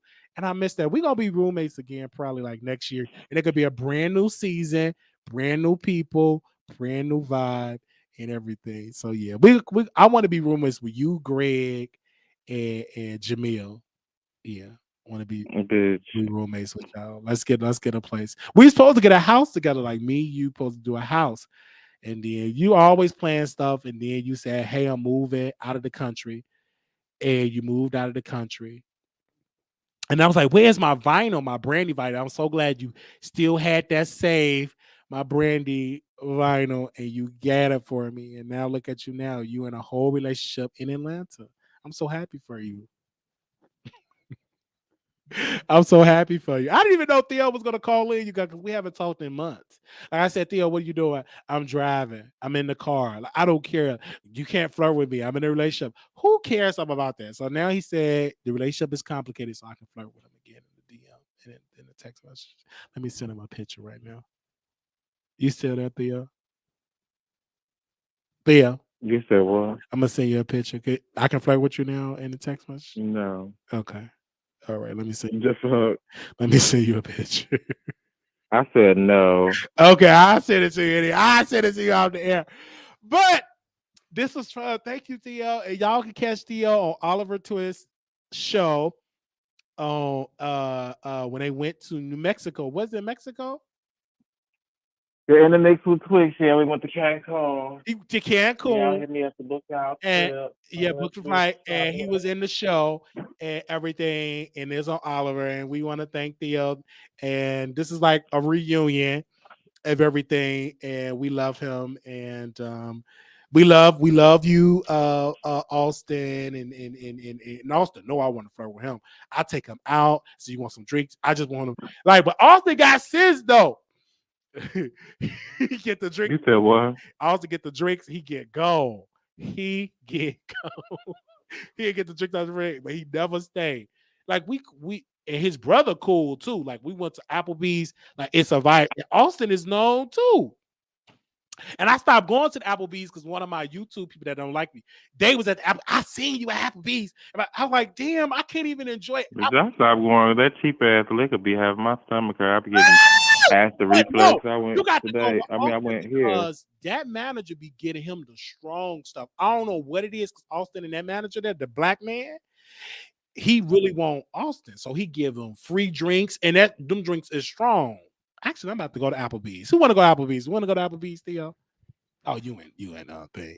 You in That was right there at the corner. That was right in the Right spot, there. closest place. You had to worry about driving fire or Uber fire or whatever. No, Right it there. was like I like it, and then I miss, and also he don't live down the street no more, and that was like my buddy when I'm trying to. Where he moved? He moved some part of Texas, like McKinney or something like that. He was like down the street. I'm like, I was like, come on, I'm gonna see you Uber and a Lyft. I like that man. I like how he smelled. He was like, I like him. Like, I like him. Yeah, I like him. We Austin was cool. supposed to hang out for my birthday. We supposed to hang out for my birthday, go out for drinks. I would do it with Theo, but he moved. When your birthday? November 11th. This is how I was thinking 11th. That's what I thought. November 11th. 11. Shatara and Keith was the 5th. Which my daddy was today. Oh wait, yeah, my daddy was today. Yes, Yours 11. Happy birthday. Happy birthday. Happy birthday. And when is your sister's birthday? I love her. August 14th. She's soft spoken. She's beautiful. She's into her fitness, into her health, world travels. I love her. That's all I can say. I love her. And whenever she break up, I'm gonna be right there. You know, Wally, I broke up. I'm gonna be right there with that shoulder for her. I'm just waiting. I already got the Kleenex. I got the music. I already got like, you know what I'm saying? I don't know what kind of liquor she like. I gotta see. Does she like Hennessy? Does she probably bougie some nice little bottle of wine. Yeah. Do the wine. Yeah. Theo, make sure you send your $33 to Wiley. Yo, my $33. Yeah, because we asked it $1 per year, but I want something better than the money with Theo. I just wanted Theo like that. What's $33? We asked $1 per year. That's our birthday. $1 per year for my birthday. $1 per year. Wow. Each subscriber. And thank you, Theo. Theo have came on the Wiley Show. This was the first time in years since he was his first boyfriend. This is what years that you had me on there a few months ago, girl, with when you was on the Zoom. Yo, Zoom. Yes. So we got him on the show today. He called in, and we want to say thank you to Theo. And we also want to say thank you to Oliver. And I'm going, okay, I'm getting to, I got a list of people that I'm going to get with. Oliver, Brandon Carson, and Chi-Chi. Chi-Chi. Good, Chi-Chi. And that guy that, you know, they just renewed a new season of The Circle for Netflix, and they got Oliver on promotion. So yeah,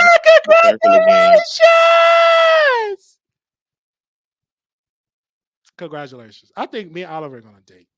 But when I get to Atlanta, I don't know who I'm gonna date when I'm in Atlanta because I'm a really big, because those people in Atlanta, they all clout chasers. So I have a show. Right, that's like this. Girl, it's been 2 people from the damn show that's been trying to talk to me. I love it. I'm gonna get it in. I told you I'm going to Atlanta. Yeah. Like I was in Atlanta for Monique's show, and you wasn't there for when she did her comedy show. And shout out to my audience because they were right there. They texted me. I love that. Like my audience, like when I tell you when I went there, and because I go out, I rarely go out to stuff. So seeing me go out is special because I don't go out like that. Even Theo knows that I'm an introvert. I am an introvert. Like but I do my show, but personal, I don't go out. Like you ain't gonna go out. Like yeah, I'm gonna go out and party. I don't do it. I rarely go. Like I went out last time with Theo because Casey, y'all picked up her for the gas station. What are you doing? Is your alarm on? Hello? You said what? What was that? Your boyfriend pacemaker going off?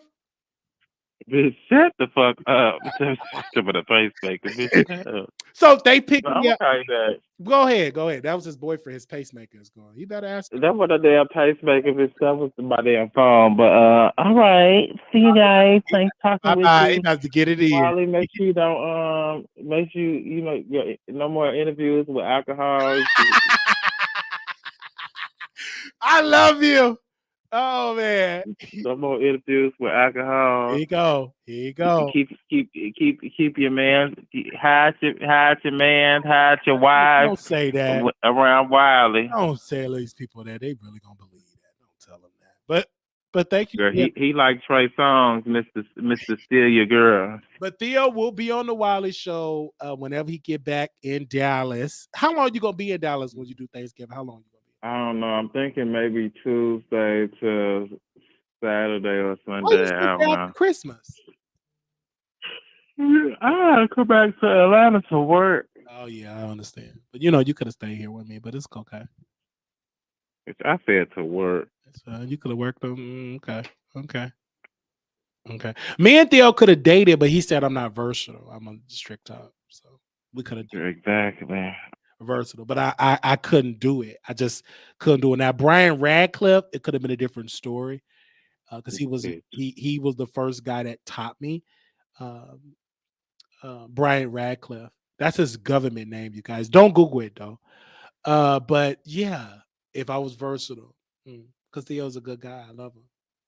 So thank you for calling in. Brian Radcliffe. What the fuck is that? He's from Chicago. Brian Radcliffe. Yeah. He deleted his social media because I put his name out there on him by accident. And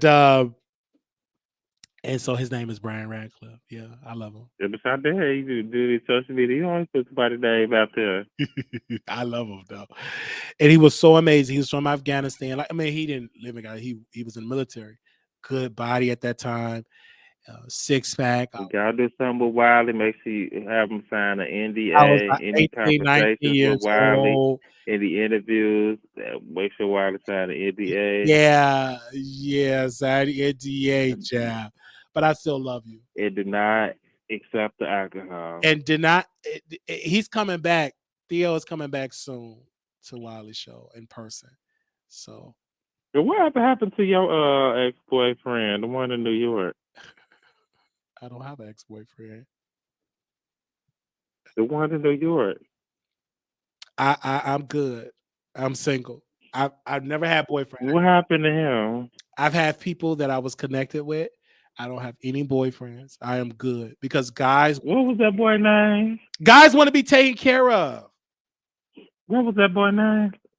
They're all good. They're fine. Thank you, Theo. Because he was trying to talk to me too. Oh, you talk about Rico. Rico, yeah. Don't bring that man name up because Rico. Don't bring Rico up. That wasn't my boyfriend. That was a fake social media relationship. Fake social media. Girl, you was taking love vacations and shit over weekend trips to go spend time with him and stuff. Fake social media relationship. It was for clicks and views. Don't bring Rico up because he's gonna come out of the bushes. He's gonna get mad, cuss me out, and I ain't got time for all that. Girl, that was your little boo. You was traveling and everything to go spend time with him. No. Y'all had Airbnb together, having orgies and stuff. Oh my gosh, that was in the past. But I love you though. Girl, then he probably coming to Dallas, and I guess you turned him down or something. He was trying to come visit me. That would have been so. I would have been like, "Well, tell me when he comes because I can get a hotel room because I don't want to have this gimmick. I don't care because Scorpios is whatever. We whatever. Scorpios whatever. But I haven't thought about Rico. Like, yeah, come on, come visit. Why did you bring Rico? He come up, pull up to the door, bitch, knock on the door. Wiley, answer the door for me. Somebody at the door, bitch. I'm not answering that door. Like, no. Like when I saw Jonte at the house, I was like, "Oh my God, this is my ex-boyfriend." That was. Jonte said he never dated you. That was he did. He could lie and deny it. But that was my first boyfriend, Jonte Evans. I will never forget it. It was my first boyfriend, and I cheated on him. And the thing about it is, I wanted to be honest, and I will never forget it. The Help came out, and it was his birthday. So. At that time, what was the name of that store, that DVD store? Fire, something like that. I saw The Help up there. I said, "Oh, this is a good gift, birthday card and The Help." And me and him dated. And I told him that he cheated on me. And his mom can really bake cupcakes and stuff. This is before he was on drugs. And he came to 77th and Jeffrey, 77th and 24th South Jeffrey. We was on the 3rd floor, and he buzzed. He said, "Answer the door, Wiley." I said, "No." And he said, "I was going to screw you and then leave you for you'll know what happened." He had some cupcakes out. And I was wrong. I was wrong because I had a new boyfriend that I was dating. He passed away, but I gave him a key to the place, then give Jonte a key. So, Girl, what the hell? yeah. Yeah, I gave him a key. And I bought him clothes and everything like that. And Jonte was like, "Why is you doing this?" Blah, blah, blah. I tried to talk to Jonte's best friend that's a flight attendant because we went to his house. This is before he moved to Dallas and everything. Like, me and him were connected. But Jonte failed to realize he was still having sex with Jonathan. So they were still getting in. So, secretly. And yeah, I remember that. I remember when Jonte told Tank that I was bad in bed because I would wear those condoms that was small condoms, right? I didn't know anything about condoms. It was like the free condoms, and I didn't know. And then when he told me that, I was hurt a little bit, but I just did the work. I worked, went on Jack, slept with anybody I could find on Jack and A for A and BGC. And I studied and studied, kiss, studied and studied. And then I met with him again. And I went and screwed him. And then it was the best, I would believe, one of my best love making sessions with him. So yeah, that was Jonte. We did date. And I know he wanted to deny it because I'm a social media person, but we were together. We dated. And I would say, and Jonathan was my only witness, but now he's on crack. So he can't testify to this. But we dated. He was my first boyfriend, and we went and we would screw in his basement. Like, his mom would be upstairs. We would screw in his basement because he stayed somewhere far in the suburbs. I do remember this. And at this particular time, I had a car to get out there. We screwed in the basement and everything. And it was amazing and everything. And I don't know if y'all would be able to find Jonte, but I personally would like to apologize to Jonte. I was sorry for cheating on him. Yeah. Yeah. Let me call Jonte. Yeah, that was in the past. You can apologize to him. Don't call him, but because they're gonna try to call him and find him, but that was Jonte Evans. I'm gonna call him so you can apologize to my friend. Yo, me and him was something. Okay, me and him was something. But I love him. Jonte. He was so, and this before the drug addiction of Jonte, before crystal meth. And he was so adorable. He worked at a regular job. And he moved to Dallas. His mom moved, and he moved. Of course, he's a mama's boy. He got his own place. He's a manager at Walgreens, assistant manager or manager. He always kept a good job, but he just couldn't keep no money. And that's what I knew he had. He got to be a crackhead. And then when I saw those messages with that, that's when I knew that it was something. Yeah. But thank you, the one and only Theo. Thank you so very much for coming on. And Theo, the travel agent. Yeah, I'll promote your travel agent. You know me. I love you and I love your business. And whatever. What are you saying? Whatever and stuff like that. I will love that. I want us to get it in Africa. So I want us to book us a trip, me and you. Yeah, I'm supposed to go to Africa in March, but we postponed it. Might be in who you October next year. Who? Your sister going too? No, I was going with Allegra and some my business partner and some of my clients. I think C.S. Madison might be going on. I don't think I'll be able to go to that trip at this very moment. She might pull out that. I don't know if she going or not. I don't know. I don't think where I go. If you go with me, you and your sister and Oliver, I will go. What breaking news about Keke Palmer? Yeah, she allegedly leaving her man, and they saying he was beating on her. That's what the rumors are. Girl, he was beating on her. That's what they saying. Word on the curve. That's what they saying. Girl, did he know better? Did he know all of America will come beat his ass for beating on Keke Palmer? That's true. That's true. But that's true. But I think, Theo got to go, and I got to go because I got to go. I'm about to go to Applebee's Hey, it's got crazy. I would go to Applebee's with Theo, but he booked and busy. That's because he wanted to get up saying something. You When said she was dancing with us for this, and he ain't nobody that's true. be saying nothing. He should have set his ass right where he was That's true. and let her be what she doing. She's she's a public figure. She ain't doing nothing with the man. Not look at his ass. Oh, she thought she was gonna stay. But I love the fact that you keep it real about that. I love the fact that you keep it real about that. But yeah. Thank you. Thank you, Theo. All right. Talk to you later. Oh, wait a minute. One of your friends hit me up on chat. One of my friends. What friend? Nothing. I'm joking. No, nobody hit me up on Jack. That's your Yeah, friend. I ain't got no friend. You Girl, you still catfishing people, girl? see? You see, y'all? I haven't done that. And funny if you said that. Last person that I catfished and was unsuccessful. We are now successful. That is T.S. Madison, makeup artist. I can't think of his man's name, but I can't think of if I had his name, I would say it. Wait, is it Sanjay? I don't know. No, I don't know if that's his name. Can you stop? But he came on the show. He came on Facebook and said I catch him, and then I saw him at Marty's in the wig, and me and him got it in. And of course, Sanjay, I don't know. That's the one. What are you doing? Okay, bye. He getting it in with his man. I thought it was his pacemaker going off, but he getting it in with it.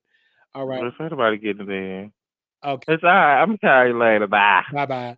And so yeah, that was the guy. That was the last guy that we had catfish, and he 100% success rate, and we are officially retired. Now, to avoid being catfish, I'm a pro at it. I've done it for decades.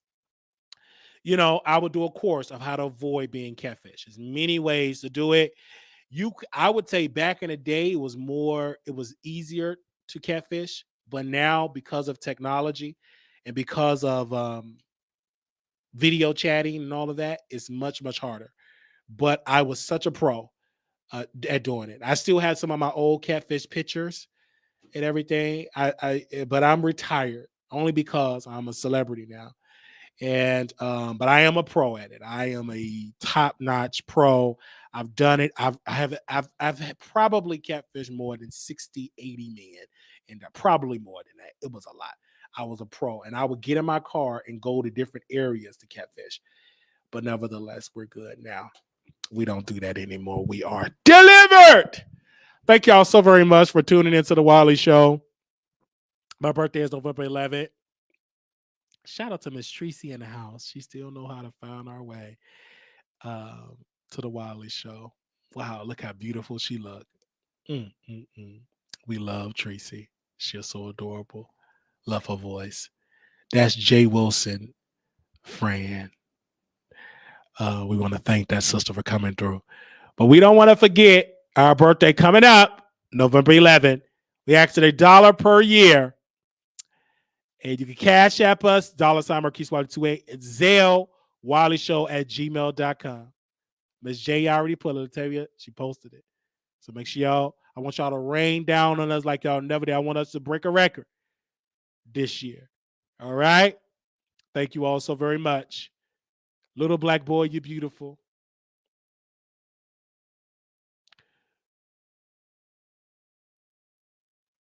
Little black girl, you are enough.